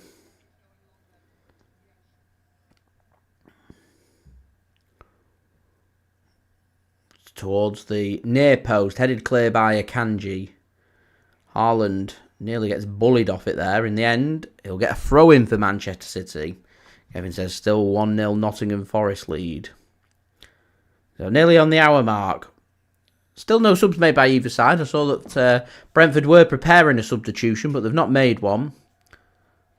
Manchester City have not made one yet either, as Fulham have just got their goal back into the game at the London Stadium. West Ham lead that game by 2-1 now. And Fulham half the deficit. More pressure here for City to deal with. They do deal with it. And it's a good ball from Josko Gvardiol to De Bruyne, and Brentford are giving Man City space. It's dangerous when they do that. Here's Savinho. He wants a shot and into the side netting. I think Savinho looks like Man City's most likely outlet. I think now is a good time for Jeremy Doku to be chucked onto that right wing. And I think that's really going to help in taking that attacking threat away from Brentford, because they're going to have to drop a bit deeper to deal with Doku. Savinho ran right through before. Doku's far quicker than Savinho. So surely got to be time for Doku very soon. Surely.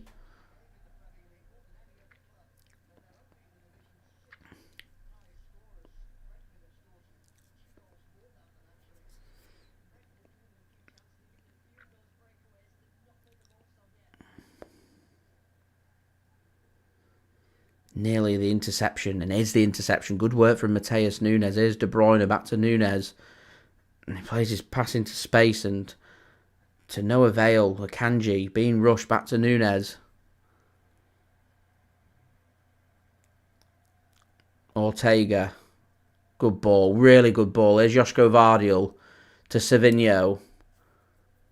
He wants to cut inside. Plays a pass into the channel. Haaland to Foden.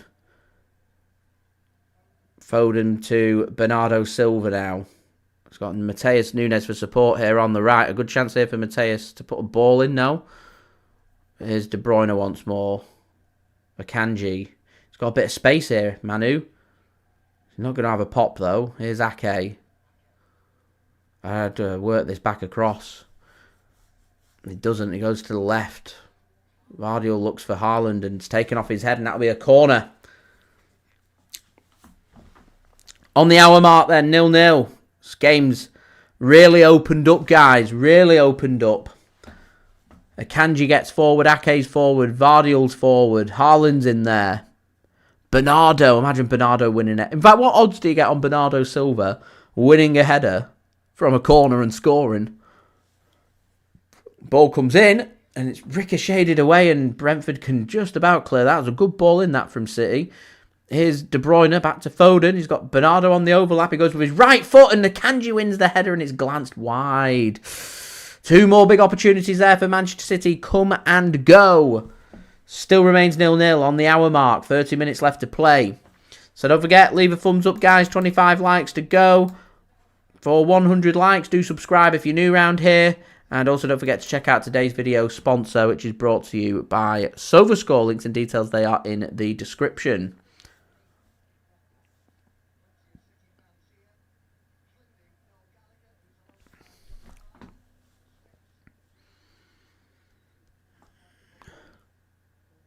It's a poor giveaway there from Savinho in a potentially dangerous area. Here's Wissa running at the Manchester City midfield.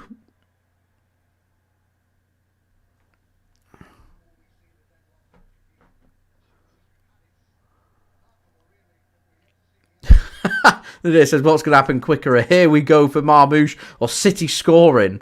I'm not sure. Both taking their time.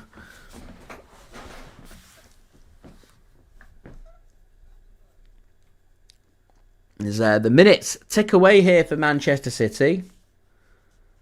Your fancy first goal in this game is going to be absolutely crucial. Brentford play a ball across and Wissa gets his head onto it and a volleyed shot comes in and it ricochets and out off for no deflection. I thought it took a deflection and out for a goal kick.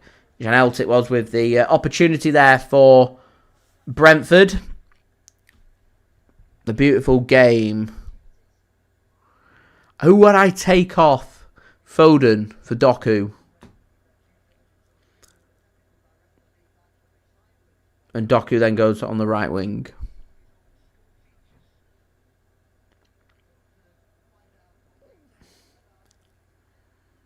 Perhaps Matheus Nunes for Rico Lewis as well. Just to maybe shore things up on that right-hand side. And make sure that Kevin De Bruyne and Bernardo Silva stay in midfield is what I would do. Double change. And Kovacic is going to get a free kick for Man City there. He had 3 around him. Eventually gets his free kick. Taylor says, speaking of transfers, are we really going to sign 3 centre-backs and no central defensive midfielder? Well, we're getting linked with 2. We'll sign 2 centre-backs. I'm still confident there'll be a defensive midfielder brought in. We know that we need a defensive midfielder. Even if it's just bringing in extra cover. A temporary signing. I know Pep says he doesn't want a temporary signing, but you know, there's got to be some kind of option. Just something to offer some fresh legs somewhere. De Bruyne, he needs to take Mbuemo out and take a yellow card there for me because it's 3-on-2. And Josko Gvardiol's not getting back. And here's Wissa. Oh, he's not scored. It's a great sliding challenge from Josko Gvardiol. Kevin De Bruyne has to take a yellow card there. Why is Kevin De Bruyne? He knows the danger's there because he sticks a leg out. He knows. You take him out. Take him out. His own 30-yard box. You'll get a yellow card. There's no threat. Again, I feel like this is what we missed Rodri for. He was so important at just looking up, remembering where everybody is, realising there's danger there, and it'd go, you ain't getting past me. You might go past me, but you're not going any further.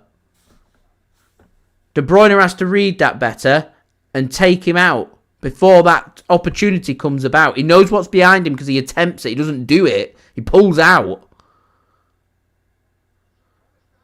And a shot goes over the top of the crossbar eventually from Brentford, and City survive again.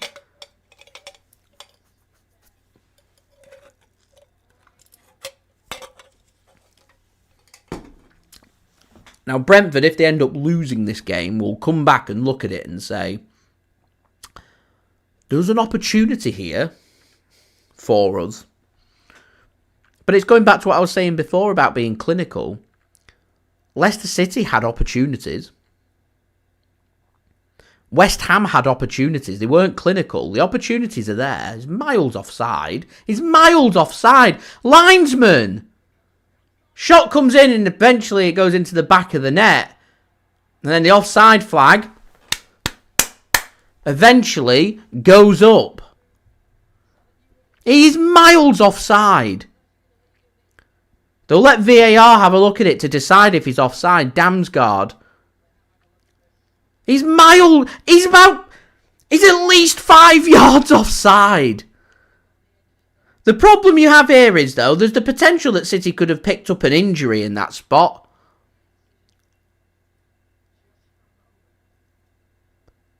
It's a good hit by Damsgaard, but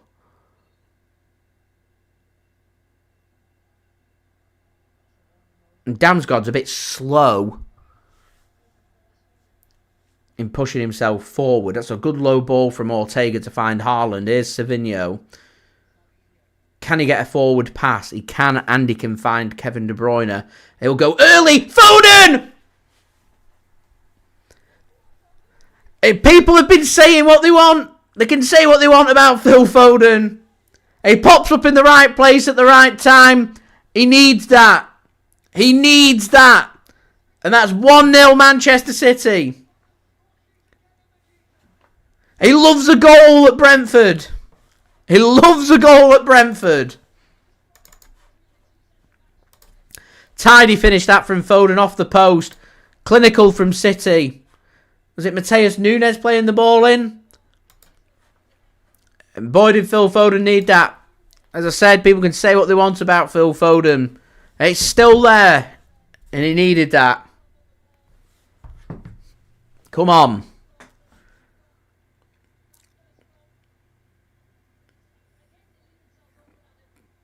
Sorry, KDB, was it? KDB with the ball in, sorry. Not Nunes. There's a great pass from Savinho to find De Bruyne. De Bruyne flicks one in for Foden to just boom in the back of the net. Boom.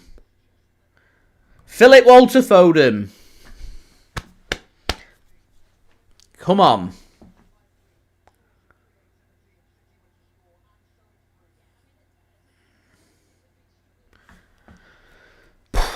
Now, the changes have got to come. Brentford are going to get players forward. They've got nothing to lose. Doku on that pitch.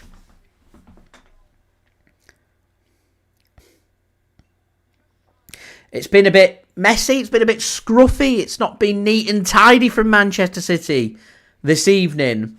But they do lead. 22 minutes remaining. Big one. Jamie, thanks for tuning in. Ray, thanks for tuning in. Seamus, thanks for tuning in. Much appreciated. Jamie says, if I was to pick any player for City to sign, who would it be and why? Well, right now we need a central defensive midfielder. So I'd have to go for that position. I'd love Bruno G. I think he'd be perfect for Pep and our system. Rodri comes back, he can play alongside him. Rodri's not here, he can play in place of him. He's versatile.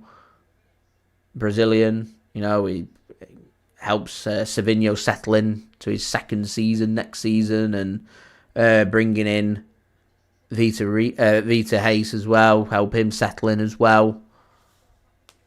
I think it'd just be an all-round good signing. Andy, so there's the $1 million question. There it is. Why can't we do it on set pieces?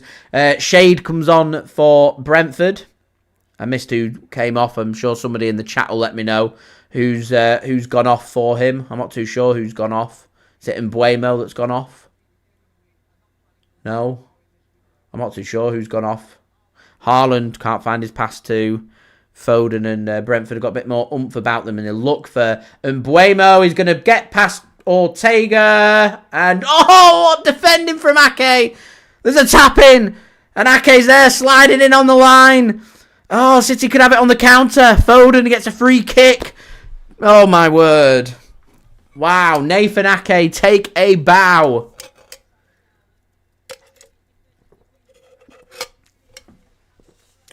I tell you what, Josko Gvardiol's defending at times is a bit suspect. He's a brilliant player getting forward, but his defending's,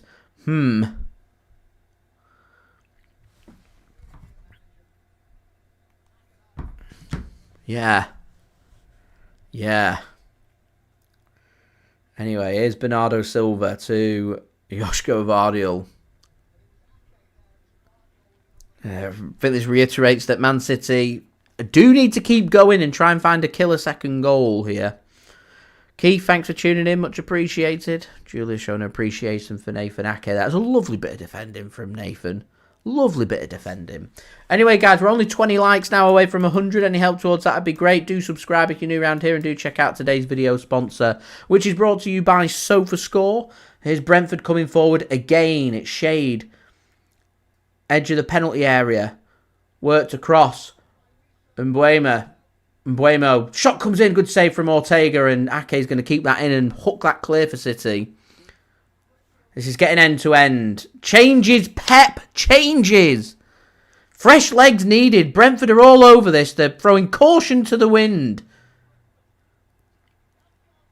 And City are going to just about survive and get this clear. Jack Grealish. Somebody needs to buy some free kicks. Something. Fresh legs. It's hoofed clear by City. Goes out of play for a throw-in. Brentford are just going to send this straight back. Try and slow things down a little.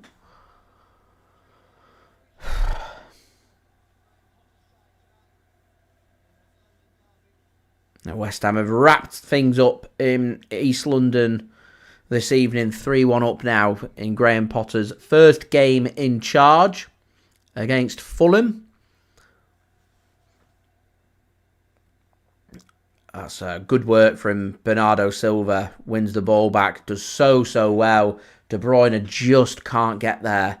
And Brentford are going to come away with the ball. It's unlucky from Manchester City, that. Unlucky.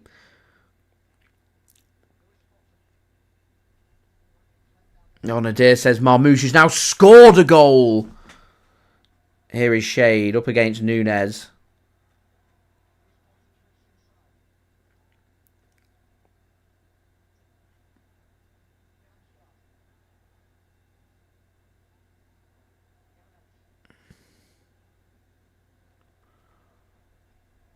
Taylor, yeah, Marmouche is getting more and more expensive. It'd be good to get the agreement in place and just take everybody's anxiety away from that deal as Mbuemo comes in, and that's a good interception from Mateo Kovacic. Will be kept in by Roersleven. Brentford are going to put in another wave of an attack. And Manchester... Oh! AFC Bournemouth are 2-1 up against Chelsea now. Wow. Anyway, we've got to manage this. Here's Josko Gvardiol. Nadir, I'd love a here we go tonight. Keep an eye on Marmouche at the end of the game and see where we go from there. His reaction will tell you everything you need to know. Cross comes in from Brentford. It's deep. Should be cleared by City and is.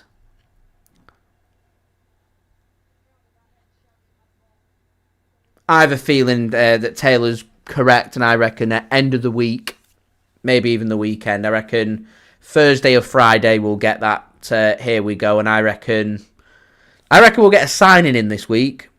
I did think it was going to be Kusanov, but looking like it might be Hayes that's going to be the signing. As Ilkay Gundogan's going to be coming on for Manchester City. I said we needed fresh legs. I didn't mean bringing on a 34-year-old, by the way.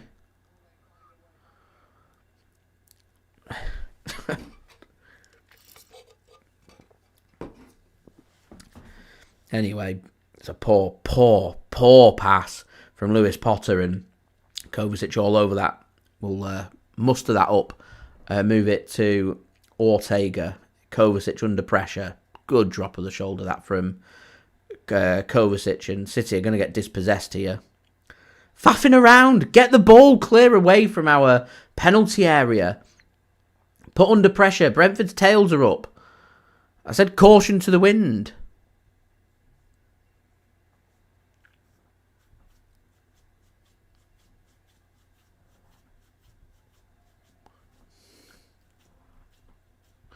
And yeah, I think you're right.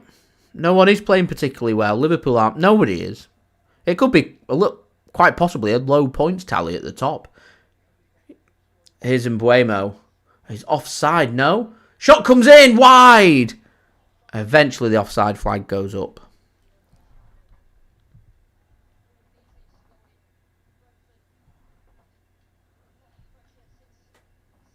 The beautiful game changed his name from Sports Talk. There we go. Cool. Thanks for tuning in. Yeah, Andy. It could be a low points tally. Nottingham Forest will be rubbing their hands. They really will be rubbing their hands. Things stay the same. They're 3 points off the top of the Premier League. Kovacic's game is done. He's going to come off. Ilkay Gundogan is going to come on. Nadir says he can smell a Brentford goal. They've been putting City under pressure. I mean, fresh legs. Doku, McAtee, Grealish, where are they? Where are they? Where are they?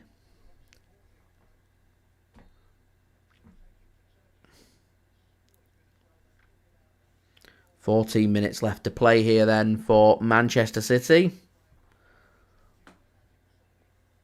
14 minutes left for City to play.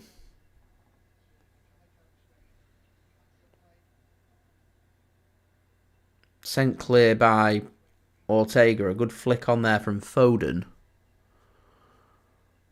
Hoofed clear by Brentford into space. for Shade to chase and Akanji. You'll see that out. As for this is the first of 3 away games for Manchester City in a row. Next up, going to be taking on Ipswich Town on the road on Sunday. There'll be another live watch along for you guys to enjoy. And then we will have another live watch along after that in the 3rd away game against PSG next Wednesday. Savinho could be in. Here come the cavalry. Savinho wants it himself, has a shot. Rebound! 2-0! Come on! Phil Foden again! He loves Brentford! He loves Brentford! And surely 3 points for Manchester City now. Whew.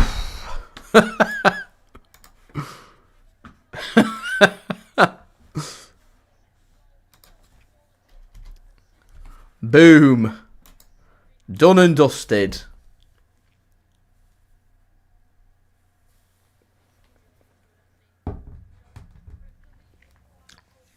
Good finish. Good work from Savinho. He wants that goal. He's having shots. It's good. I like it. I like what Savinho's doing. Could have pulled it back. Extra pass. Too many passes from Man City. You're in a good position. Test the keeper. Maybe you won't score. Might be a rebound. There's the rebound. Phil Foden. 2-0. Have that.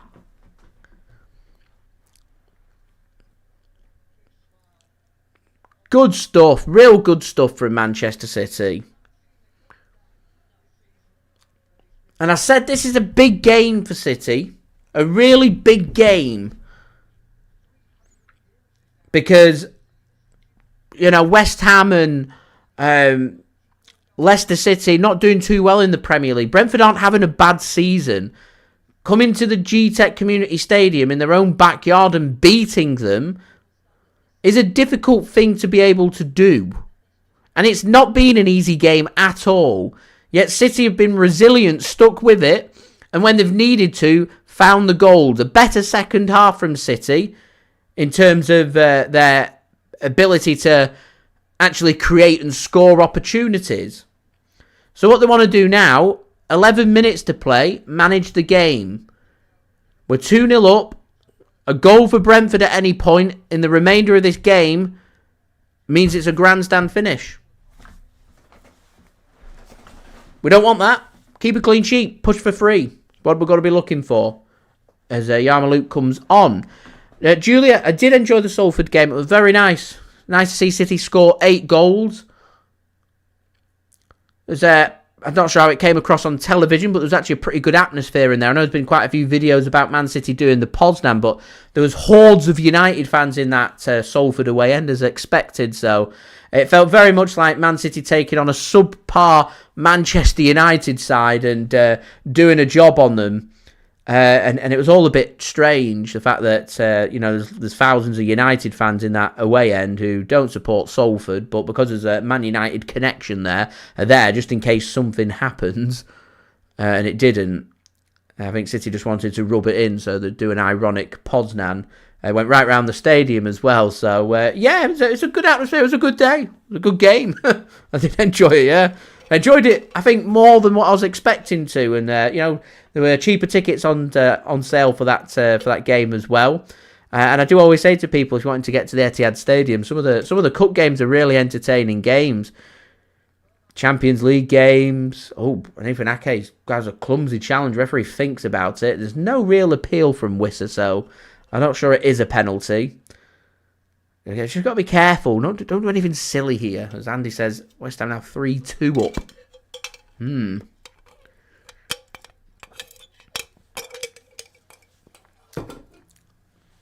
Here's Mbuemo.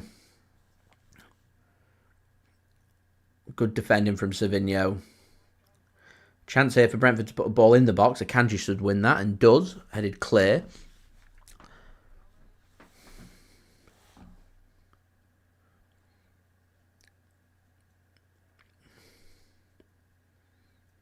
Here's Yarmouk.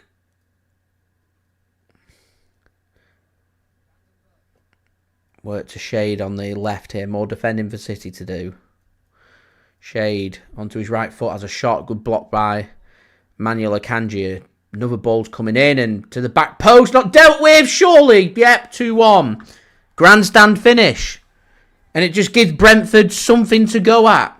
There goes the clean sheet. Man City just sitting deep, inviting pressure. That goal was always going to come. It was always going to come. Wissa actually had time and space to think about what he wanted to do with it. Makes no mistake from there. It's slightly behind Wissa. It's a good touch. Gets the height and good finish. 2-1. Grandstand finish. I didn't want a grandstand finish. I wanted to cruise at 2-0. Akanji just whacks this one forward. And here's Erling Haaland. He could be in here. To De Bruyne. Oh, it's gone wide. I thought it had gone in. Oh, I thought that had gone in.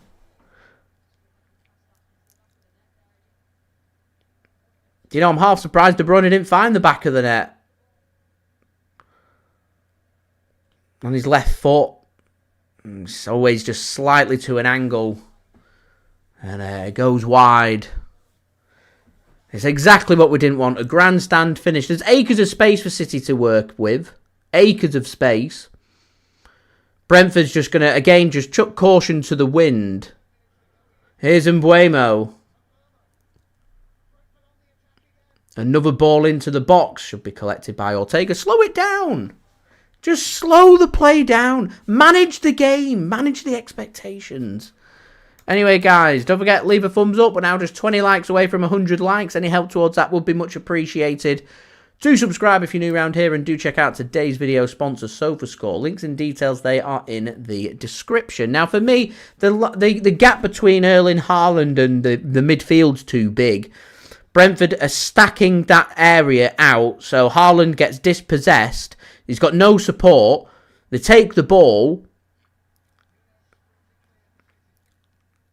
Here's Man City now. That's a great ball from Gundogan for Savinho. He's got the support of Erling Haaland if he wants to use him. If he wants to use him. If he wants to use him. It's a great save from Flecken. Savinho goes on his own. The space opens up. He gets it onto his left foot. He just wants to take it past the keeper. The game was there. The game was right there. It's a great save from Flecken.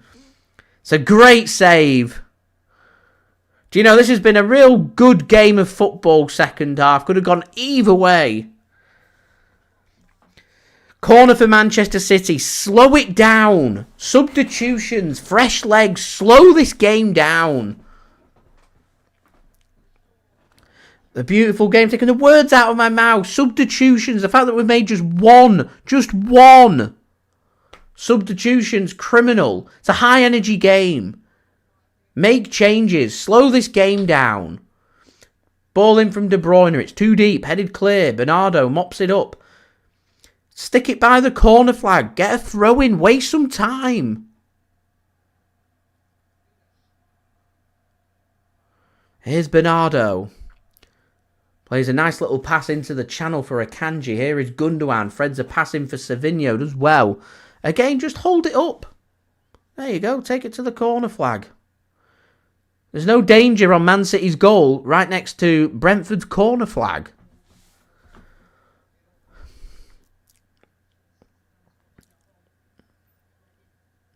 Savinho then finds Nunes. Nunes just works it across to Bernardo Silva. He's instructed just to send it to the left wing. Finds Josko Gvardiol is going to come forward. I think the Brentford players are getting tired now as a crossfield pass comes in for Savinho. He does ever so well to get that under control. Oh, really starting to see the best out of Savinho. Oh, it's a good pass as well. Here's Gundogan and gets a corner for Man City. It's well managed. Much, much better. But why were we not doing this with 10 minutes to go? Lilo out. Put me next to Pep. I've been telling him, why were we not doing this with 10 minutes to go, not 5 minutes to go, and it was 2-0. Waste time at 2-0, not 2-1.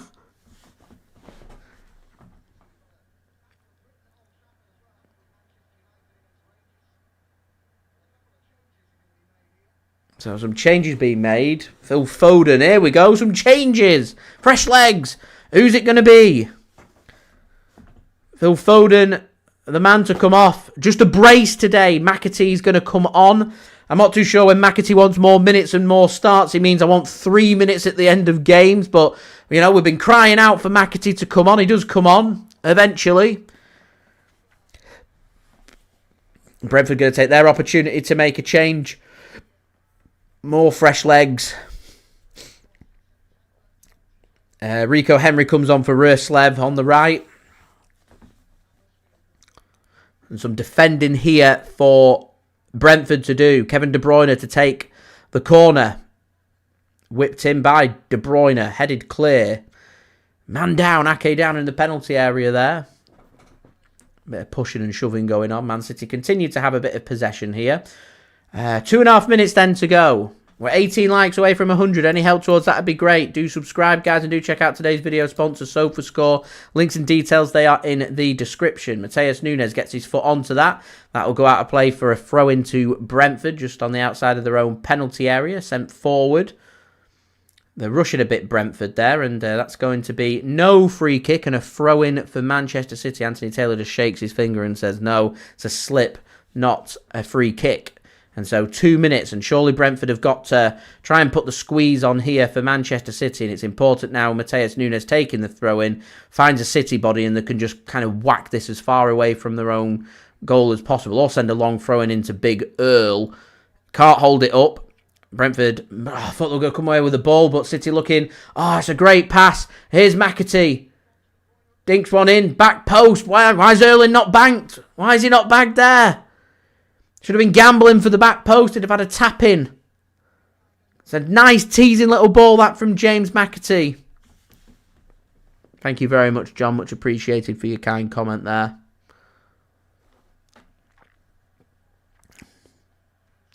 One minute.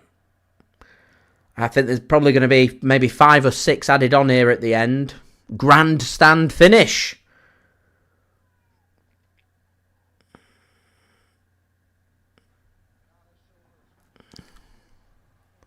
Here's Ortega. I think Brentford are tired now. They've got to find something. It's a great ball from Ortega. It's a great touch from Matheus Nunes, and it's a lovely, lovely bit of play from Matheus Nunes. He just holds it up really well towards the corner flag. Here's Savinho. He wants to make something else happen. He wants to wrap this up right now. He's just going on a little dribble around, taking on anyone. Oh, he's done ever so well. It's got to the byline. Matheus Nunes, put your foot through it. Ball comes in. Haaland wins the header, and it's a good save from Flecken. There was no real pace on the header, but he has to make the save because it was going in. High energy game here. High energy game. Are you not entertained? Here's De Bruyne. McAtee, finish it. No. It's wide. Pep should have stuck to his guns. Foden would have got a hat-trick there, I reckon. It's unlucky from McAtee. It's 5 minutes then. I'm just happy it's not 6, it's 5. 5 minutes remaining in this game. I was going to say 5 minutes for City to hang on, but at the moment, if there's any team that look like scoring, I'm not jinxing it, touch wood. It's Man City that look like scoring rather than Brentford. Just got to keep this up now for another 4.5 minutes. But here's Brentford coming forward. City want to drop deep.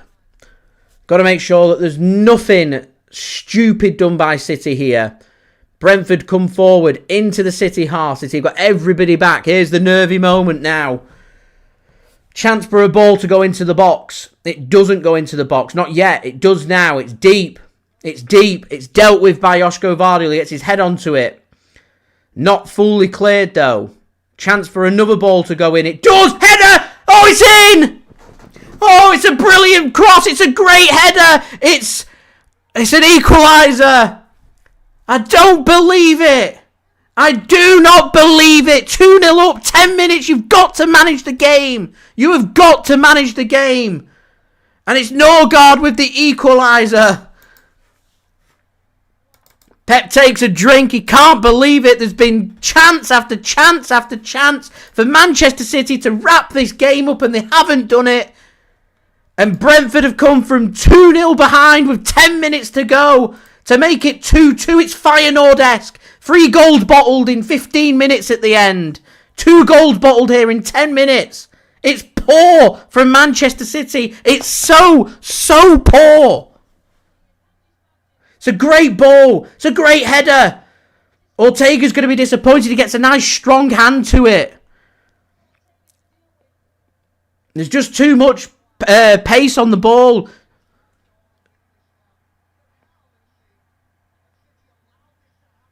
I don't believe it. I don't believe it, guys. I do not believe it. Just when you think it's City have turned the corner. Turn the corner. We're here. We're back where we started. Back to square one. Back to square one. And there's time for a winner. There's still 3 minutes or so left of this game. I think it might be foolish for Brentford to continue to throw everyone forward with how wide open it's been.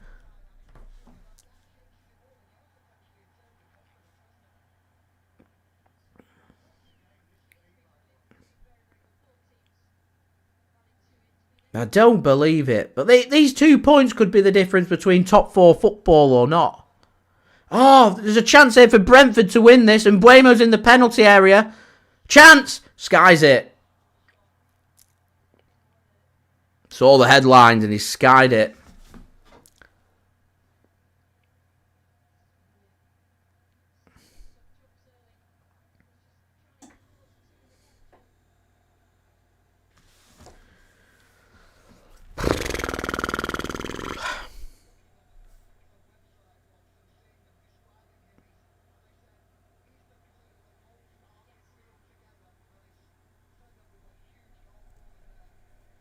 And City now can't cope.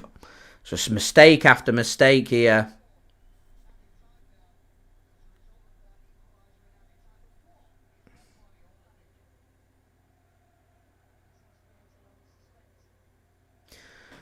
Here's Haaland. He can't. It's a great challenge from Brentford. When they've needed to turn up most here, Brentford, they've never given up. They've never given up. And they could win it. They could win it. They could win it! And Mbuemo! Oh, what a clearance off the line from Ake! Oh, they should have won it! They should have won it! So it'll be a free kick for City. Nathan Ake. I tell you what. It's a great clearance off the line from Ake. He reads that so well. I'm not too sure it's going in. Here's Savinho. Last chance, you'd think, for City now. Here's Matheus Nunes. McAtee. De Bruyne. Something's got to go in, and it's left, and it goes down, and Matheus Nunes looks to try and chip a ball in, and it doesn't work, and it's cleared. And Anthony Taylor blows the whistle, and City boot the ball in frustration. It's a brilliant game of football. It is a brilliant game of football.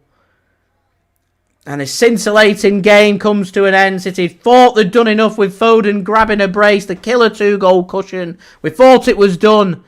I said it's important that City manage the game now. They don't manage the game.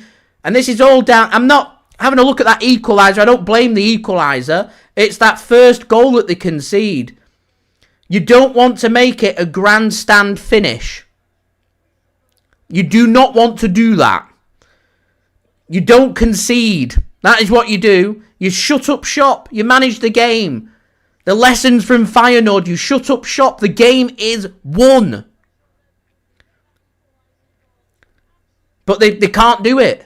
They cannot do it. We will not have success this season while you cannot manage a game.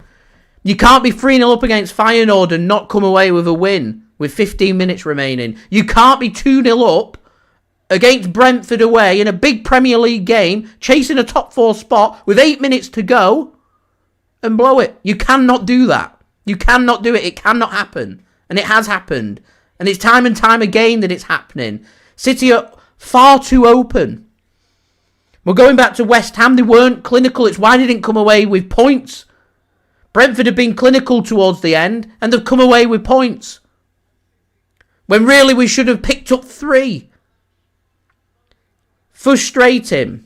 Really frustrating that. Really frustrating game of football.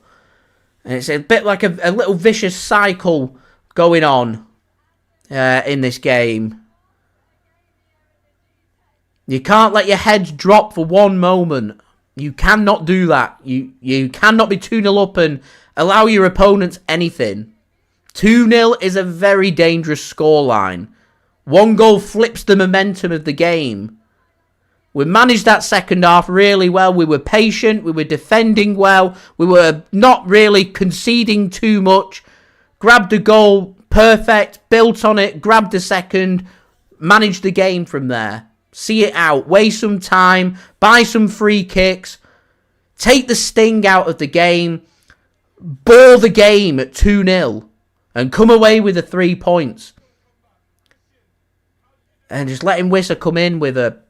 He's got time to take a touch and put the ball in the back of the net. It can't happen. And, you know, it could have been worse. It really could have been worse because I felt like Brentford, with them 2 late chances with Ake clearing off the line, should have maybe done a little bit more. But to me, we can speak about bringing defenders in. We can speak about bringing Marmoush in. But games are won and lost in midfield. And Man City's midfield, it's too leggy. It's too poor. The gaps are exposed and wide open. If teams have got energy, you're going to have chances against us. And if you're going to allow teams to have numerous chances, eventually teams are going to start to put the ball in the back of the net, and teams are going to come out and start scoring 2-3 goals a game, which means we're always relying on scoring 2, 3, 4 goals to pick up points and win games. And whilst that's the case, we're not going to have too much success. And it's disappointing that it's happened in the final 8 minutes of the game. Looking at a fair assessment of the game,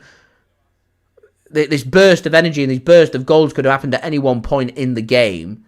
Because quite frankly, what we were looking at here, and this is probably showing where Man City are at right now, we're looking here at a team with equal calibre to where Manchester City are at. It's disappointing. It's really poor. I'm equally, guys, as frustrated that Brentford are down to the bare bones in defence, and yet they've still managed to, even though down to the bare bones, come away with a point. It's really frustrating, guys. Anyway, I'll do my match reaction. I'll give more of my thoughts. Normally, I'd be quite disheartened at being 2-0 up and blowing it. Normally, there'd be a fit of emotion and emotional reaction to it. There's not so much of an emotional reaction, I wouldn't say, because we're not, to me, competing at the top of the Premier League, where you're needing to win game after game after game. What we're competing for is a top 4 spot, which means you're targeting 3 teams all the time, and the likeliness is at some point points are going to get dropped.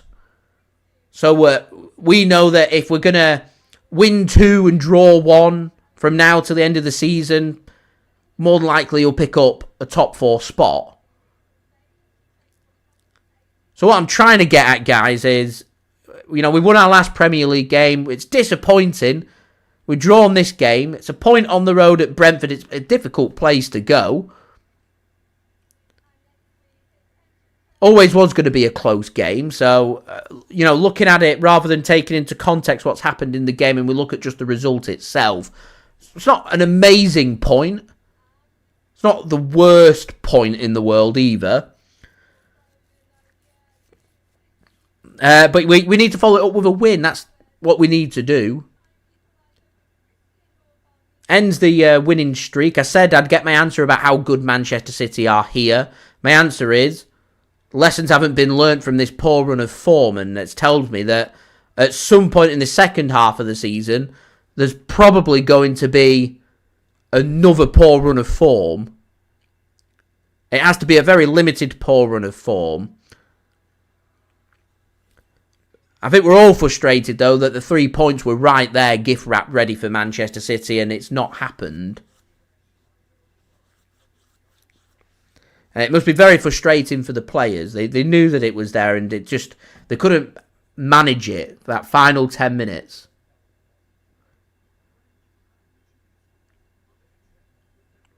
Oh no, Andy, I get it. I get it. 10 minutes to go. Should be winning the game. We should be winning the game. I'm just trying to take it into context of looking at it as we picked up a point away at Brentford, and there's people that are going to lose the plot over this, and I don't think it's worthy of losing the plot. There's definitely discussions that have to be had about game management and timings of substitutions and the substitutions that were made, and why we're allowing simple goals to be conceded with 10 minutes to go. There's huge causes for concern. Huge causes for concern. But it's been the case all season, and it's not going to get better this season. So it is just simply going to continue. It's just about trying to make the best of the situation that we find ourselves in.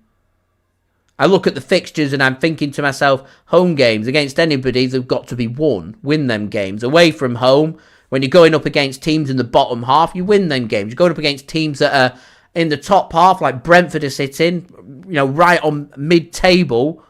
Some of these teams are capable of doing something against us, taking points off us, beating us.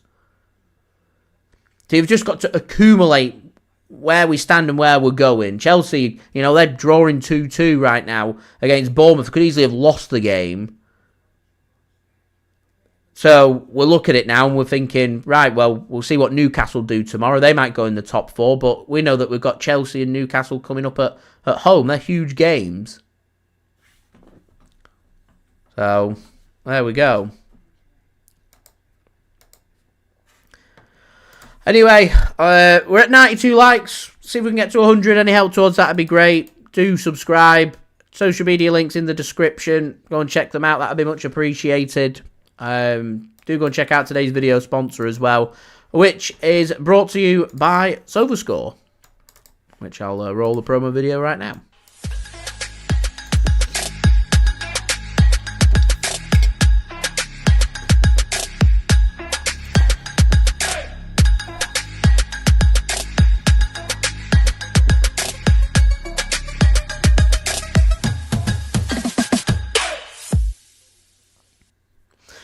So yeah, thank you for watching, everybody. As I said, we've got more live watch-alongs to come for you guys. Sunday against Ipswich. Big game that for Manchester City. See if we can get back to winning ways. And see if we can get a big 3 points. And see if we can put the disappointment of them final 10 minutes behind us and move from there. So, yeah, I'll give more of my thoughts. I don't think I'm going to start sitting there being real nice and positive against, the 2-2 draw. Mark my words, 2-0 up, 10 minutes to play. There's plenty to speak about and lay into. So, yeah, I'll see you for that. So, thanks for watching, guys. Thank you to everybody for interacting with me, leaving a thumbs up. We're now just 5 likes away from 100, so any help towards that would be great. Hopefully we can hit that in the post-production, and I'll see you Sunday for the next live stream. Got my match reaction out in the next hour, and also got my daily transfer updates to enjoy as well. So I will see you soon. So I've been JSGC. Thank you everyone for watching. Hope everyone is safe and well. Peace. Ciao for now.